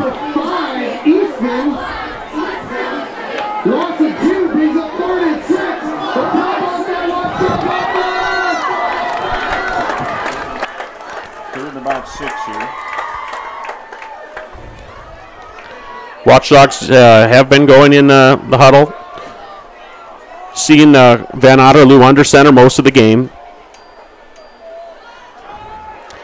Going to get it to Stennon. That's what's been working here in this start of this third quarter. So pick it up there. We're going to be moving the sticks. Big first down there. Third down conversion for the Watchdogs. This drive right now, about 6 plays, 35 yards. all right, so good first down. Again, those that are listening at home, we are aware we got a little bit of audio issue here. We're working through it, so just have a little patience, and we'll continue to try to clean things up and get you a little clearer audio coming through here. But Watchdogs, again, looking good here coming out of that halftime break. So far, a 3.5-minute drive. This is what you want from the Watchdogs. Little motion here from Frederick. Inside handoff to Stennon again. Penetration, we don't quite get on the linebackers. Stubbe again there. He's been an effective both on the offensive side and the defensive side. He's a good football player. Gain there for the Watchdogs. Gain of 4 almost.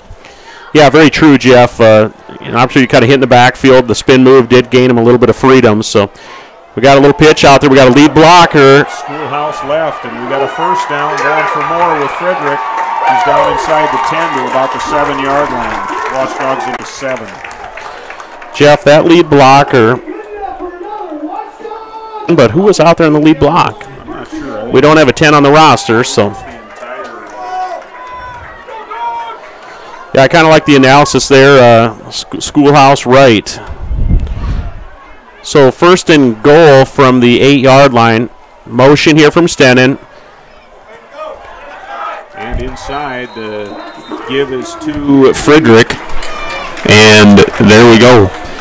First down, and I think we have sound here. Yeah, Jeff, all of a sudden you kind of came to life in my headset. So yes. Yeah, so they motion left. Van Otterloo starts going to look like he's going to maybe option, and all of a sudden a quick inside handoff to Frederick, and he takes it down to the 1-yard line. So second and goal inside the 1. Yeah, this is perfect for the Watchdogs here. Get this one pounded in, hopefully. Take care of the ball. Probably see something in between the tackles, I would guess. And they try to pound it in there with Chagrud, I think that was, and the Quarriers do a good job of stonewalling them there, pardon the pun. Inside the 1 again. No gain there. It's going to be third down. All right, Van Otterloo, as he has kind of all year, kind of goes to the sideline, talks to coach. This is definitely 4-down territory here for the Watchdogs. Yeah, score of 14-0 at this point of the game, halfway through the third quarter. And we're in for the score.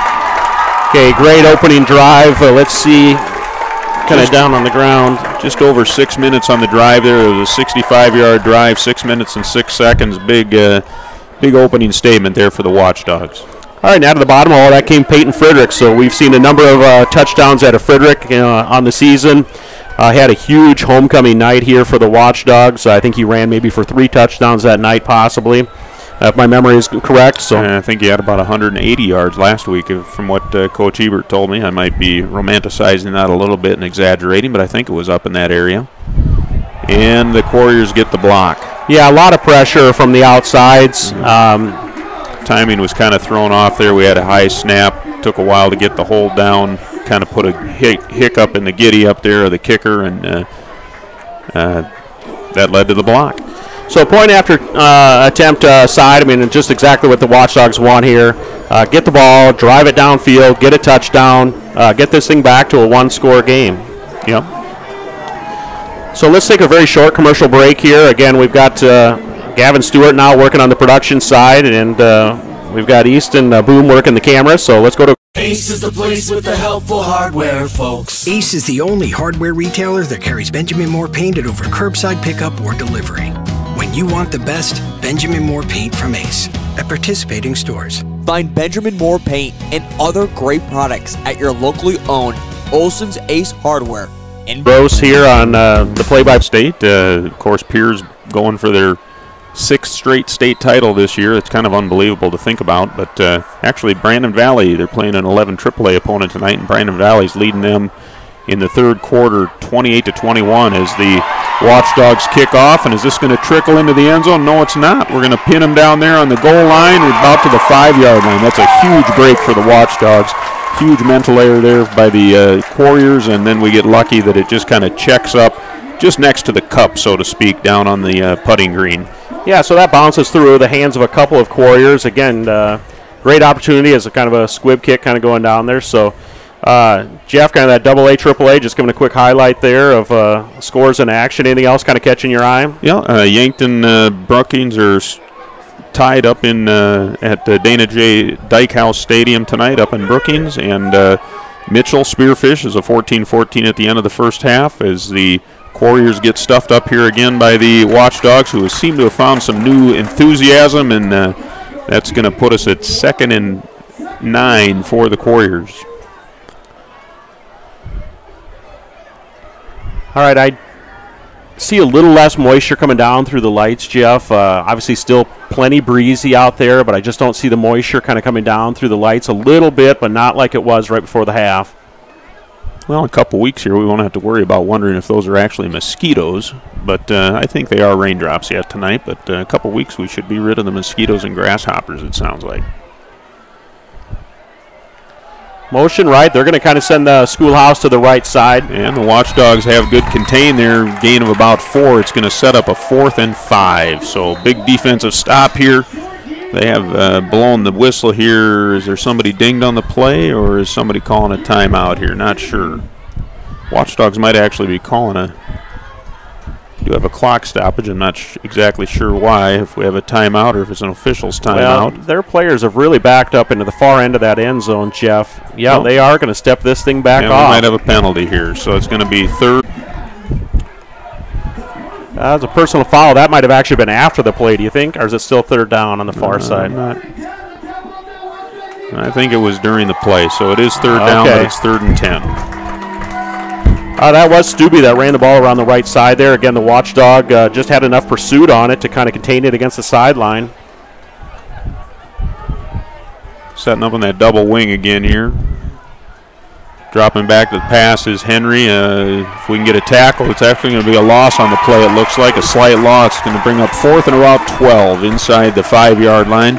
Okay, we called his name earlier, and that was Robert Watkins. Great coverage on that, Jeff. He was hip-to-hip with him. Stubbe did get the pass caught, but Watkins right there and just wrapped him up and said, yeah. Player in middle school here for the Watchdogs, and he just did a nice job there in coverage and making a nice open field solo tackle. And Quarriers are kicking into a pretty staunch wind here. I wouldn't be surprised if the Watchdogs get a nice break out of this. And so their punter, it looks like it's number 8, if I can see correctly back there. That is just missed the block, and the punt goes straight up the silo. And actually, Watchdogs are running away from it. It's going to be about a 13-yard punt, so huge break there for the Watchdogs. I don't think we blocked it, but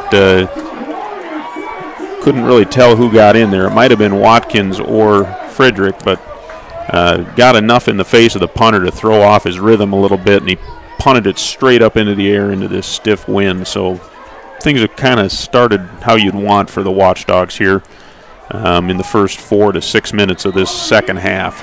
All right, so we're going to stick with the action here. We're 3:39 left in this third quarter. Beersford 6, Del Rapids 14, Watchdogs ball. Quarriers are going to take a timeout, it looks like. Yep, head coach is going to take a timeout. Which is actually a break for the Watchdogs because we only had 10 players on the field. Okay, so head coach Huska is going to take a timeout. We are going to go to a quick commercial break. This is what matters. This is beyond X's and O's. This is the difference mutual respect makes. This is what character looks like. This is what defines us in South Dakota. This is sportsmanship. School sports, it's not the outcome that matters most, but the way the games are played. This message presented by the South Dakota High School Activities Association and the South Dakota Interscholastic Athletic Administrators Association. In times like these, it's no matter, and sharing stories is just a way of life. It's good to be home. Agraria Insurance Company, protecting what's important in life. Contact your local Agraria Insurance Company agent.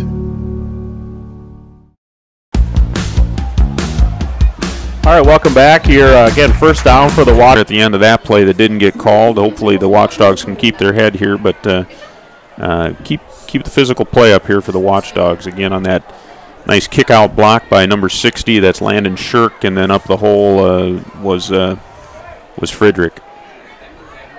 Still lining up in this two-back set with a wing-back. Little power football for the Watchdogs coming this way. Kick-out block, and that time the Quarriers have it pretty well defended. Yeah, it looks like out of that defensive position. Didn't get a chance to get our linemen down to the linebackers there. That kind of is the defining moment there. If we can get the first level secured and get off to the linebackers, that's going to create some success here. But 3rd and 5, so in 2-down territory, if we can get some positive yards. Get a touch. Friedrich was trying to cut it up. Yeah, we actually had a chance for somebody in purple, had one shot at it in the end zone for a lineman's dream touchdown, but we couldn't quite get on it. It just was squirting away from us. Yeah, so there's the signal officially comes. It is going to be called a touchback. We had a couple players down. The Watchdog got up, but we do still have a Quarrier down on the field. So we're going to have a quick timeout while we do that, and we'll be back with some action shortly here. Advertising can be a struggle. Where to spend your money? Are you reaching the right audience? If you are looking for an effective method that reaches a large fan base at once, then here is your spot with Live Ticket TV. With over 65 schools in the state of South Dakota, we can help you find the right market. Plus, you can work with me, Heath, and a portion of all sales made go right back to the school. Get a hold of me today and let's get started in helping build your brand with Live Ticket TV. Ace is the place with the helpful hardware, folks. Ace is the only hardware retailer that carries Benjamin Moore paint at over 3,800 stores. With Benjamin Moore's premium quality, you can be confident you're getting the best. You can buy in store or order what you need online for curbside pickup or delivery. When you want the best, Benjamin Moore paint from Ace at participating stores. Find Benjamin Moore paint and other great products at your locally owned Olson's Ace Hardware in Beersford. This is what matters. This is beyond X's and O's. This is the difference mutual respect makes. This is what character looks like. This is what defines us in South Dakota. This is sportsmanship. School sports, it's not the outcome that matters most, but the way the games are played. This message presented by the South Dakota High School Activities Association and the South Dakota Interscholastic Athletic Administrators Association.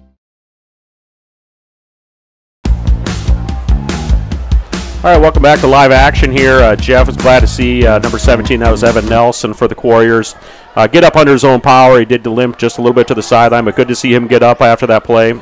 Hey, inside trap there for the Quarriers. Stuffed up pretty well initially, but then he does squirt ahead for about 4 yards.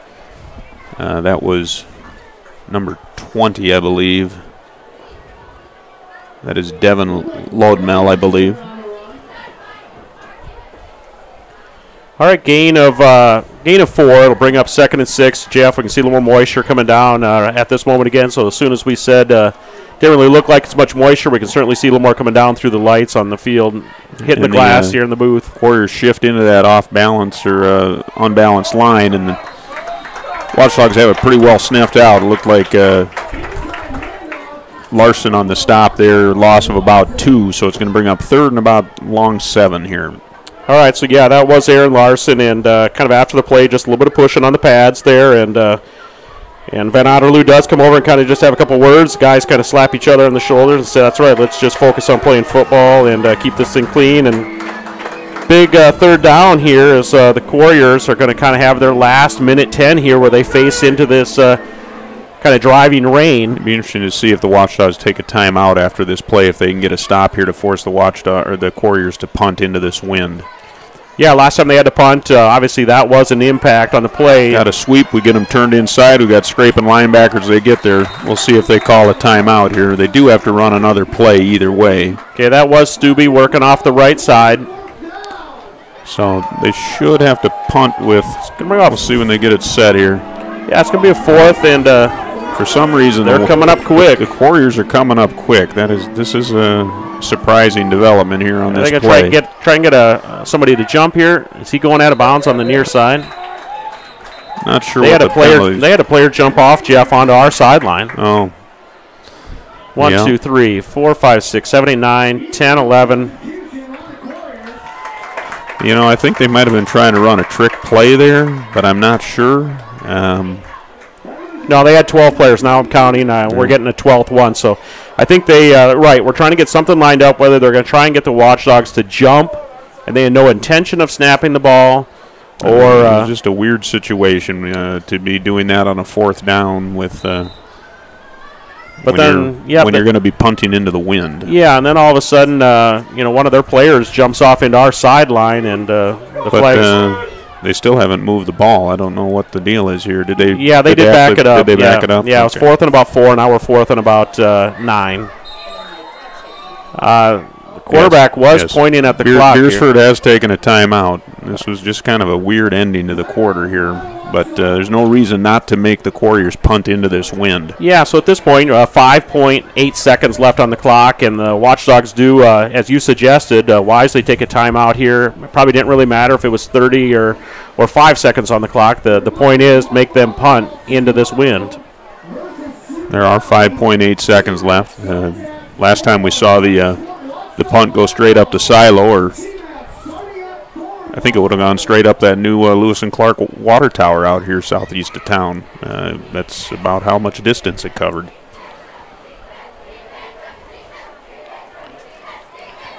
All right, so special teams coordinator for the Watchdogs. What are they telling the defense here? No, just don't rough anybody. Put a little pressure on the punter in case it's a bad snap. That's kind of been an iffy thing for the Quarriers here tonight, but just don't make the mistake of turning the ball over. If you're going to catch the ball, catch it. Doesn't even look like we're sending anybody off back deep, which is probably a good thing in this type of situation here because that wind can play havoc with the ball. Yeah, I think do they have their quarterback still in there, Jeff? I can't. Yeah, he is. I think they're kind of running a punt situation like we run. Look at the wind blow it backwards. Straight up the elevator shaft again. It's probably going to be see where he comes here. It's just interesting the triangulation that officials use to marking those balls that do go out of bounds. It's all geometry. It's interesting to go through the mechanics course on that. So that was a punt of about 12 yards, I believe. Yeah, they got maybe at most 12. It was probably in that 9, 10, 11, 12 yards, but that timeout by Coach Ebert's looking really smart right here as Watchdogs are going to get one play here, 4 seconds on the clock. Probably going to keep it on the ground, we would guess, and they do get it out to Shagrud. He's got a blocker there, but he's got to bump it outside. Stiff arm, work it down the line of scrimmage. No gain on the play, but Shagrud working out that wide side of the field. So that's the end of our third quarter here. We're going to be back for fourth quarter action. Again, you're listening to Jared Olson and Jeff Gross on the broadcast tonight. Beersford 6, Del Rapids 14. As we finish up 3 quarters to play and look to the fourth quarter, a quick commercial break. In times like these, it's good to know there's a place where people know who you are, no matter how long you've been gone. A place where the smells of home cooking are still in the air, where a simple wave warms your heart, and sharing stories is just a way of life. It's good to be home. Agraria Insurance Company, protecting what's important in life. contact your local Aquaria Insurance Company agent. Advertising can be a struggle. Where to spend your money? Are you reaching the right audience? If you are looking for an effective method that reaches a large fan base at once, then here is your spot with Live Ticket TV. With over 65 schools in the state of South Dakota, we can help you find the right market. Plus, you can work with me, Heath, and a portion of all sales made go right back to the school. Get a hold of me today and let's get started in helping build your brand with Live Ticket TV.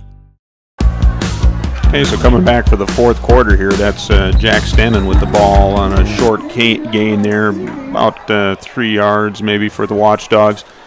Pretty productive third quarter there. We don't have the official stats, but guessing the Quarriers didn't have the ball for any more than 3 minutes there. So Watchdogs maintained possession of the ball. They had the 6+ minute drive to open the scoring in the second half, and then had the ball at least half the rest of the period as the Quarriers struggled with that wind in their face, punting the ball.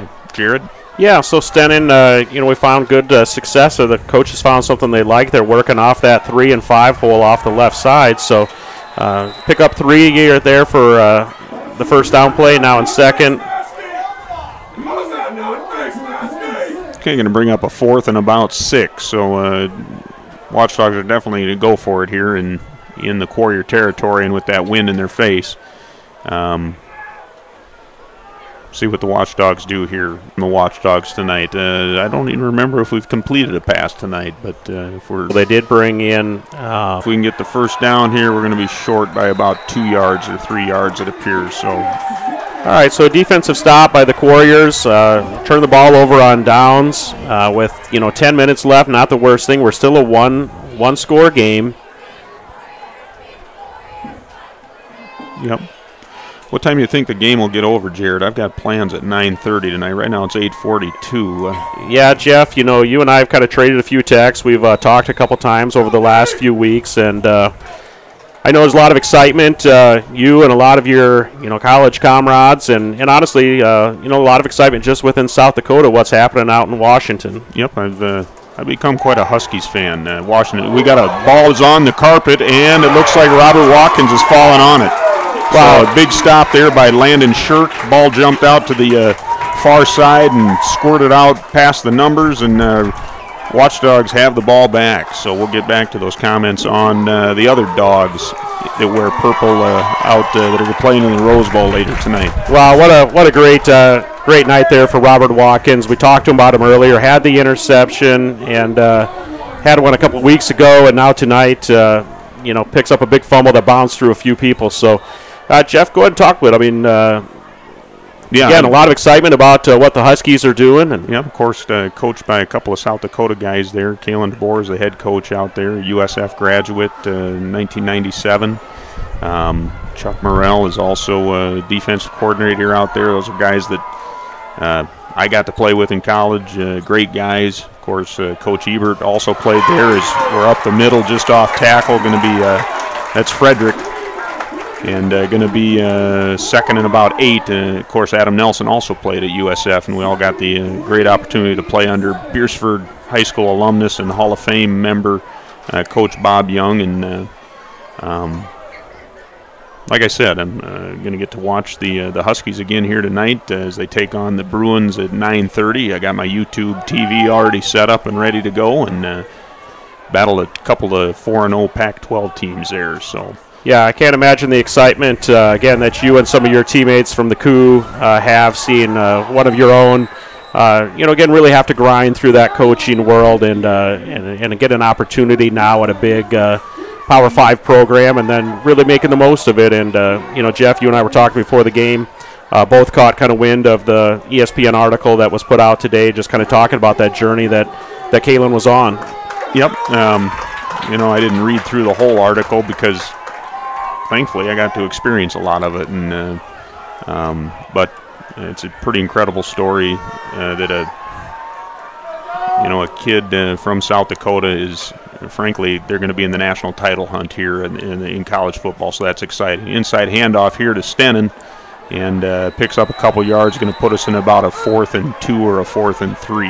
So Yeah, really neat. Again, I was able to read the article. It was forwarded on to me by somebody else today, and to really talk about, Kalen as he finished his football career, went on to try to play baseball, found his way back into South Dakota, and he and Riggs are sharing a living space, and all of a sudden Sioux Falls Schools needs a coach, and Kalen kind of name pops up, and from there it's all history, just kind of taking off for him. So yeah, definitely. And the thing that is the coolest about Kalen is we have a little mix-up in the backfield. I think Van Otterloo was looking to hand the ball off and do a little inside there, play, dive, and nobody was there to give it to. So squandered opportunity there by the Watchdogs, but yeah. Yeah, I mean, you're just right before that play, you were kind of talking about Kalen and just staying true to his roots. Yeah,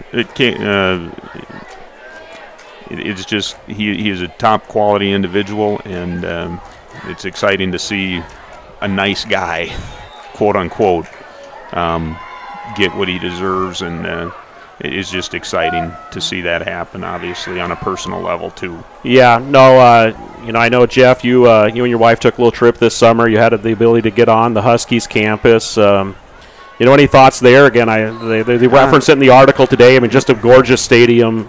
Unbelievable. If you've ever been to Seattle, the Husky Stadium is right on Lake Washington, and one of the most difficult places to play in college football.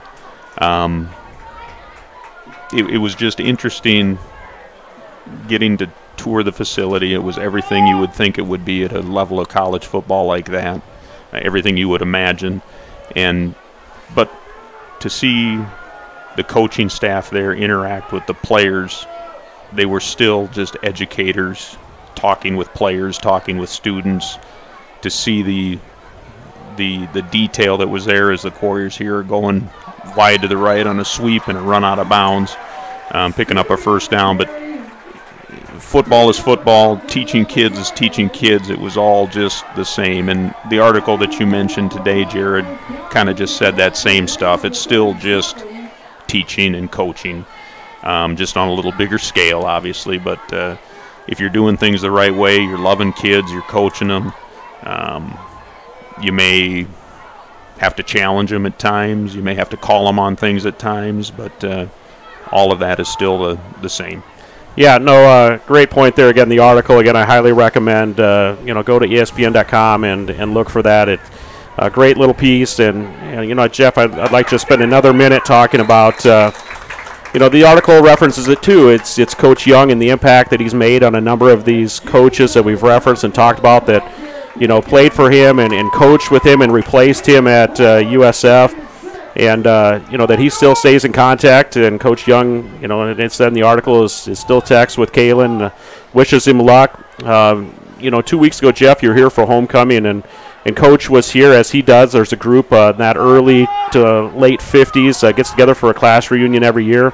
If you could just talk just briefly about what it was like playing for Coach at the coup and seeing him back in Beersford now, his alma mater. And just that last play, first of all, Seth James had a really nice play turning that last play back in bounds, and I thought we'd be hearing from Jack Henry here, and that's a nice pass there as he rolls out to the right off the play action and finds a receiver down the field. I couldn't quite get the number, but Coach Young, of course, is a Beersford alumnus, and one of the great honors of my life, and frankly, I know it is for Coach Ebert and Coach Nelson on the sideline as well. When Coach Young was put into the Beersford Hall of Fame here, we got to give his induction speech and remarks, and I said it that night that it's not very often that you get to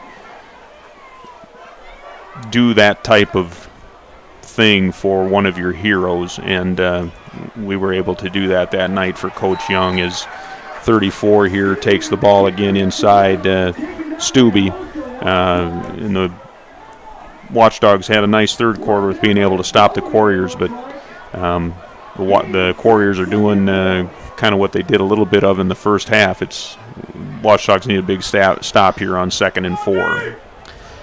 Yeah, we'll wrap up this kind of conversation about the coup and the history there, and Coach Young and Kalen and all that. But the first game of the year, you and I were hoping to connect after the game up in Canton, and we just didn't see each other. And then a day later, you sent me a picture. Pretty cool. I mean, it kind of made sense why you and I didn't connect kind of out by the team bus afterwards. It was you, Coach Young, head coach Scott Ebert, assistant coach Adam Nelson, all standing on the track, and Coach Young was there for that opening game against Canton, and a great opportunity for you guys. I just really struggle with stand players that play for other coaches and it's hard for me to comprehend not having a college football coach like Coach Bob Young. Our college football experience was so family, so, as the Watchdogs get a great stop here, we had such a close-knit group, and I know Coach Ebert tries to do that same thing here with Watchdog football. I've tried to do it in the different schools that I've coached in. I think we've both succeeded in that.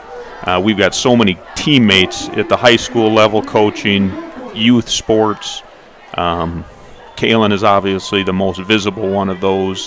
Chuck Morrell was, of course, a head football coach at Montana Tech, but all of us are part of that pedigree of Coach Bob Young, and it's not so much the X's and O's, but the culture that he promoted, and we've all tried to take that and emulate that in all the other fields that we've gone into. So I know Coach has obviously his own family, but he's got more than his biological children that are living his influence out over the rest of their lives, and I'm just very grateful for that opportunity.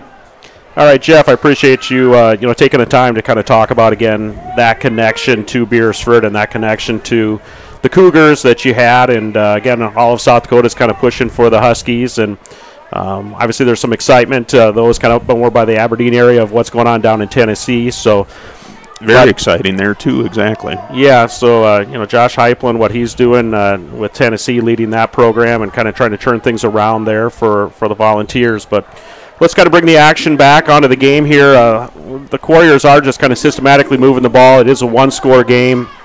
3 minutes and 15 seconds left. Beersford 6, Quarriers 14. We've got a second down and about 7 to go. Call it 7 here, yeah. Need a big stop here. The Watchdogs have 2 timeouts left. This game is certainly not out of reach, but we need to get a stop here on this series of downs right here. Another first down is going to take a lot of time and timeouts out of the Watchdogs' pocket. Yeah, if you get to first down here and the Quarriers continue to run the ball, the Watchdogs are going to find themselves in trouble down a score here. So that is Stubbe. I'm surprised here if the Watchdogs don't call a timeout, but it is going to be third and about 7 again, as there's no gain on that play, or a very short gain, if any.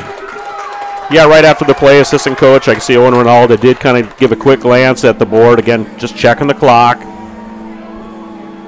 Probably going to get it down to about 2 minutes here, just inside 2 minutes on this third down, and then I would expect the Watchdogs to probably take a timeout after this next play. Be interesting to see what the Quarriers do if they do have a field goal kicker that they feel could make about a 40-yard kick or 35-yard kick. And there's timeout. I can't think the Watchdogs are taking this. No, the Quarrier coaching staff did run down the sideline. He was about 10 yards back, maybe 15, whether it's something he liked in the setup or formation or didn't like. But at this point of the game, again, I think they're looking, saying, 2 minutes, let's get a timeout, make sure we got a good third down play that we like. But let's go to Ace is the place with the helpful hardware, folks. Ace is the only hardware retailer that carries Benjamin Moore paint at over 3,800 stores. With Benjamin Moore's premium quality, you can be confident you're getting the best. You can buy in store or order what you need online for curbside pickup or delivery. When you want the best, Benjamin Moore paint from Ace at participating stores. Find Benjamin Moore paint and other great products at your locally owned Olson's Ace Hardware in Beersford. All right, welcome back to Cortland Carnes Field here. We're just coming out of a timeout. Quarriers just called. Both the Quarriers and the Watchdogs have 2 timeouts remaining. There's a minute 2 left on the clock. It's third down and about 7 yards. Watchdogs are trailing 6-14 to the Quarriers. We need to get the ball back, or the Watchdogs do here. need a stop on this third down. I'm guessing they will take a timeout if they're able to do that, and then have about, if they can get a stop on fourth down as well, they'll have about 1:50 or so left on the clock to go down the field with either one or no timeouts. Yeah, 2 minutes, 1 second on the clock. Quarriers are kind of doing that shift around, kind of. Oh, that looked like that pulling guard moved early. And we got penetration but couldn't make the play, and the Quarriers are in for the score. Yeah, pulling guard there. I thought in my eye it looked like he moved early, but maybe just a real nice quick move off the snap. And Quarriers do kind of deliver a devastating blow there. I don't know if I caught a number. That left side's a little hard for me to see out the window, but 34 there again. It was okay, Stubbe on the call, yeah, on the play. So Quarriers go to 20, Beersford 6, 1 minute, 53 seconds left. We will get the point after attempt here. Watchdogs were set up there for a play, but the Quarriers are a good quality team as well, and it's a good matchup. These teams could see each other in the later rounds of the playoffs again this year. Yeah, Jeff, let's just kind of hit that. We talked about on the pregame or early on, and if we look kind of within the rankings, within 11A. Trouble with the snap, bad snap, and broken up there on the that was on the fire play. That was Shagrud on the fire scramble. Yeah, let's stay with the action here, Jeff. Let's just talk a little bit about kind of what 11A is going to line up like here. So if Del Rapids, barring some miracle here, Del Rapids holds on, stays undefeated at 6-0. West Central tonight was taking on who I've got the schedule here. Let's scroll the other direction. Right now, Beersford coming into the evening was sitting as the 3rd seed. I would think that, depending on how the PowerPoints shake out here, this game may actually not move the Watchdogs down at all. At the very worst, I would think they'd move down to number 4, but still going to have the opportunity to host a first-round playoff game in the Class 11A, which would be a huge accomplishment. Top 8 schools make it in there. The top 4 schools host, and then it's just bracketed out from there like the state basketball tournament would be. Yeah, so Del Rapids look like they're going to stay undefeated tonight here, 6-0, good squad. West Central was up earlier on Tri-Valley. I'm assuming they still are. So West Central would go to 6-0. Watchdogs, again, pending the ending here, would go to 4-2. But Canton currently sitting at 2-3. We talked about their strength of schedule, and that's what part of those PowerPoints are based off of. So, from there, we're going to see the rest of the schedule now. Beersford's going to get a few of these opponents kind of in that 5 through 6 range. So Sioux Falls Christian coming up in our schedule is currently the 5 seed, and Dakota Valley is the 6 seed, and Lennox we just beat last week is the 7 seed, and then it's Vermilion and Madison kind of fighting for that 8th and final spot. So we're going to get a look the next 2 weeks here. We're up in Sioux Falls Christian next Friday. And then the following Friday, we're back home for our final regular season game against Dakota Valley. So that's an opportunity, I think you're right, Jeff, for really solidify that top 4 spot and have a chance to host a first-round playoff game here. Yeah, just doing comparative score shopping, Sioux Falls Christian is, they're beating Millbank about the way that we beat Beersford beat Millbank. Canton and Sioux Falls Christian was kind of a comparative game to Canton and Beersford, and a little more scoring in their particular game as Shagrud comes off the right side, and definitely the best team that I've seen them play this year. And we're right with them. So yeah, Jeff, a minute and a half left here in the game. Let's kind of just look back even to last fall. Watchdogs came out, amazing run with a win over Mount Vernon Plankinton. That was kind of the miracle of all miracles. Go up to Roncalli and pick up a victory, and then in the semifinal game, lose a heartbreaker to Bridgewater Emory Ethan, who we knocked off in the regular season. But you kind of talked about this team coming in with some unfinished business. What I think that sets up in the mindset, the Watchdogs seeing some playoff action, a deep run last year. Like I said at the beginning of the broadcast, this senior class is very special in a lot of ways. They've overcome a lot. They're a special group of kids, and they're going to learn from tonight. And they're not going to get down. They've done a lot of positive things, and they're right in the mix with everybody else in this class. So Van Otterloo, kind of fakes the handoff, rolls out to the left, has a little bit of time, but finds a little pressure, and he scrambles to the far sideline. Key there on 4th down. He picks up the first down, and the clock will stop anyways, but gets out of bounds as well. So, yeah, nice pickup there by Tate. Would like to see maybe Tate be able to use a little bit more of his athleticism. This has kind of been an old school football game, though. It's been, like I've used the term smash mouth quite a bit.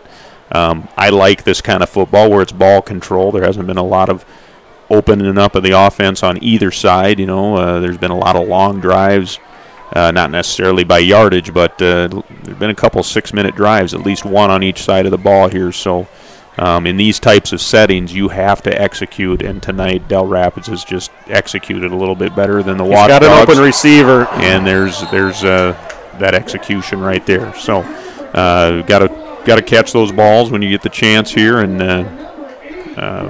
like I said, the Watchdogs will learn from this. Coach Ebert and Coach Lickness and Nelson and Ronaldo will rally the troops and get them ready for Sioux Falls Christian, and then who do we have the week after that? Dakota Valley. Dakota Valley is not going to be anything to sneeze at, that's for sure. Both winnable games for the Watchdogs if we execute. And then Lakota Tech is an improved team from years previously. Just looking at their, it's a new school out there on the Pine Ridge Indian Reservation, but obviously a game that is the Watchdogs are wanting to win and expecting to win, but going to set themselves up nicely for the playoffs here. Yeah, early, Jeff, in my teaching and coaching career here, we were 11A football, and we played a lot of these schools. In recent history, we were 11B. And you were heavily involved in that process of kind of as we come to the ADM and the state, redid the cycle with a 1-year rotation to kind of get aligned with some neighboring states. And then now this new 2-year alignment that came out, and we knew we were going to be, either one of the largest 11B schools or one of the smallest 11A schools. And, it's just kind of how the ADM settled out. And it's not only what our enrollment does, Jeff, it also is what do those other schools counts do as well. So it's kind of there's a variable there. We can't control our own variable, and then you really can't control other schools' variables on how their communities are growing and changing. But there's usually about 5 of us, 5 schools right on that bubble, and there's any combination 2 go up and 3 go down, and it just but that whole equation is going to change over the coming years too, as Southeast South Dakota here, as we get Tadlock, I believe that is, wearing the number 10 right now, catching that pass from Van Otterloo as we get up to 4th down and about 5 here. No timeouts left for the Watchdogs, and the clock is still ticking. But Harrisburg is in the process of building a new high school, so that's going to trickle down, and I know there's talks at the Activity Association of changing the football classes above us in the future, and so it'll be interesting to see how things pan out here over the next decade or so with South Dakota high school football classifications specifically. Yeah, Jeff, I think if there's one thing consistent about the classifications and how that's done is it's consistently inconsistent. So we see a lot of proposals every year when the ADs get together and meet, and the board of directors for the Activity Association has a lot in front of them as they look at, just those competitive ranges. The clock has expired with zeros, and Van Otterloo goes down with about a 15-yard gain there. So it's been a good night of football against one of the best teams in 11-man football in South Dakota. So Del Rapids has had a history when Class 11A teams used to play 11 AA teams. Del Rapids actually won a couple games against some of the 11 AA opponents over the last few years. So this is a really good Del Rapids program. Got a beautiful school, beautiful football field there specifically, and a very, very nice football team here tonight. Like I said, they've got 73 kids that are on their roster. They dressed about 50 kids tonight, and Watchdogs are right there with them. Yeah, no surprise. A little bit of media presence here tonight, Jeff. Again, a lot of excitement. I don't know our exact stat or data on a number of people that we had kind of jump on and watch us. I know Quarriers had their own live ticket broadcast going tonight as well, and we're seeing some of that camera action, I think, out on the field. But we knew circled this one on the schedule, and knew it was going to be one of those tough games. Glad to have it at home, an opportunity in front of really a great fan base. The Watchdogs have really turned out all year, and they hung in here through the rain and wind, and great support for the team, and now we're kind of looking ahead to Sioux Falls Christian next week. Yep. Thank you, Jared, for inviting me. And have the opportunity to do this again if you're wanting to do it. And love Watchdog Nation from a personal level, and I had a great experience here. And thanks again for the invitation. Yeah, no, I was kind of looking at the schedule, hoping maybe there'd be a chance when we kind of launch this. You and I talked about this in the past, maybe an opportunity. And, of course, it's always really hard when you were the activities director here. You had a lot of responsibilities on game nights, so it wasn't always easy to kind of put a broadcast together, the two of us. But when this opportunity came about and I knew Yankton was away, I reached out, just kind of said, hey, soft offer here, Jeff. Is there an opportunity if you want to come back to Beersford and do a game with me? I'd really appreciate it, and it's been a lot of fun, so I appreciate you making the time for us tonight. Nope. Thank you. Okay, special thanks to Renee James. I'm losing names here now. Easton Boom and Gavin Stewart. So great job to the team here. Again, we're just continuing to grow and train people. Again, both students were working the production machine, so they were toggling us in and out of commercials. And, so if there were any mistakes, I'm going to blame it on them. Yeah, so that's where kind of really the core of this is, Jeff. We got the easy part of this broadcast, just showing up and talking, but a lot of work done behind the scenes, and we do appreciate Renee and Easton and Gavin for the work they did on this. So, all right, we're going to sign off here. Again, have a great weekend, everybody, and we will be at Sioux Falls Christian next week, but we will have live ticket going for our next home game against Dakota Valley. So, again, thank everyone, and we'll sign out.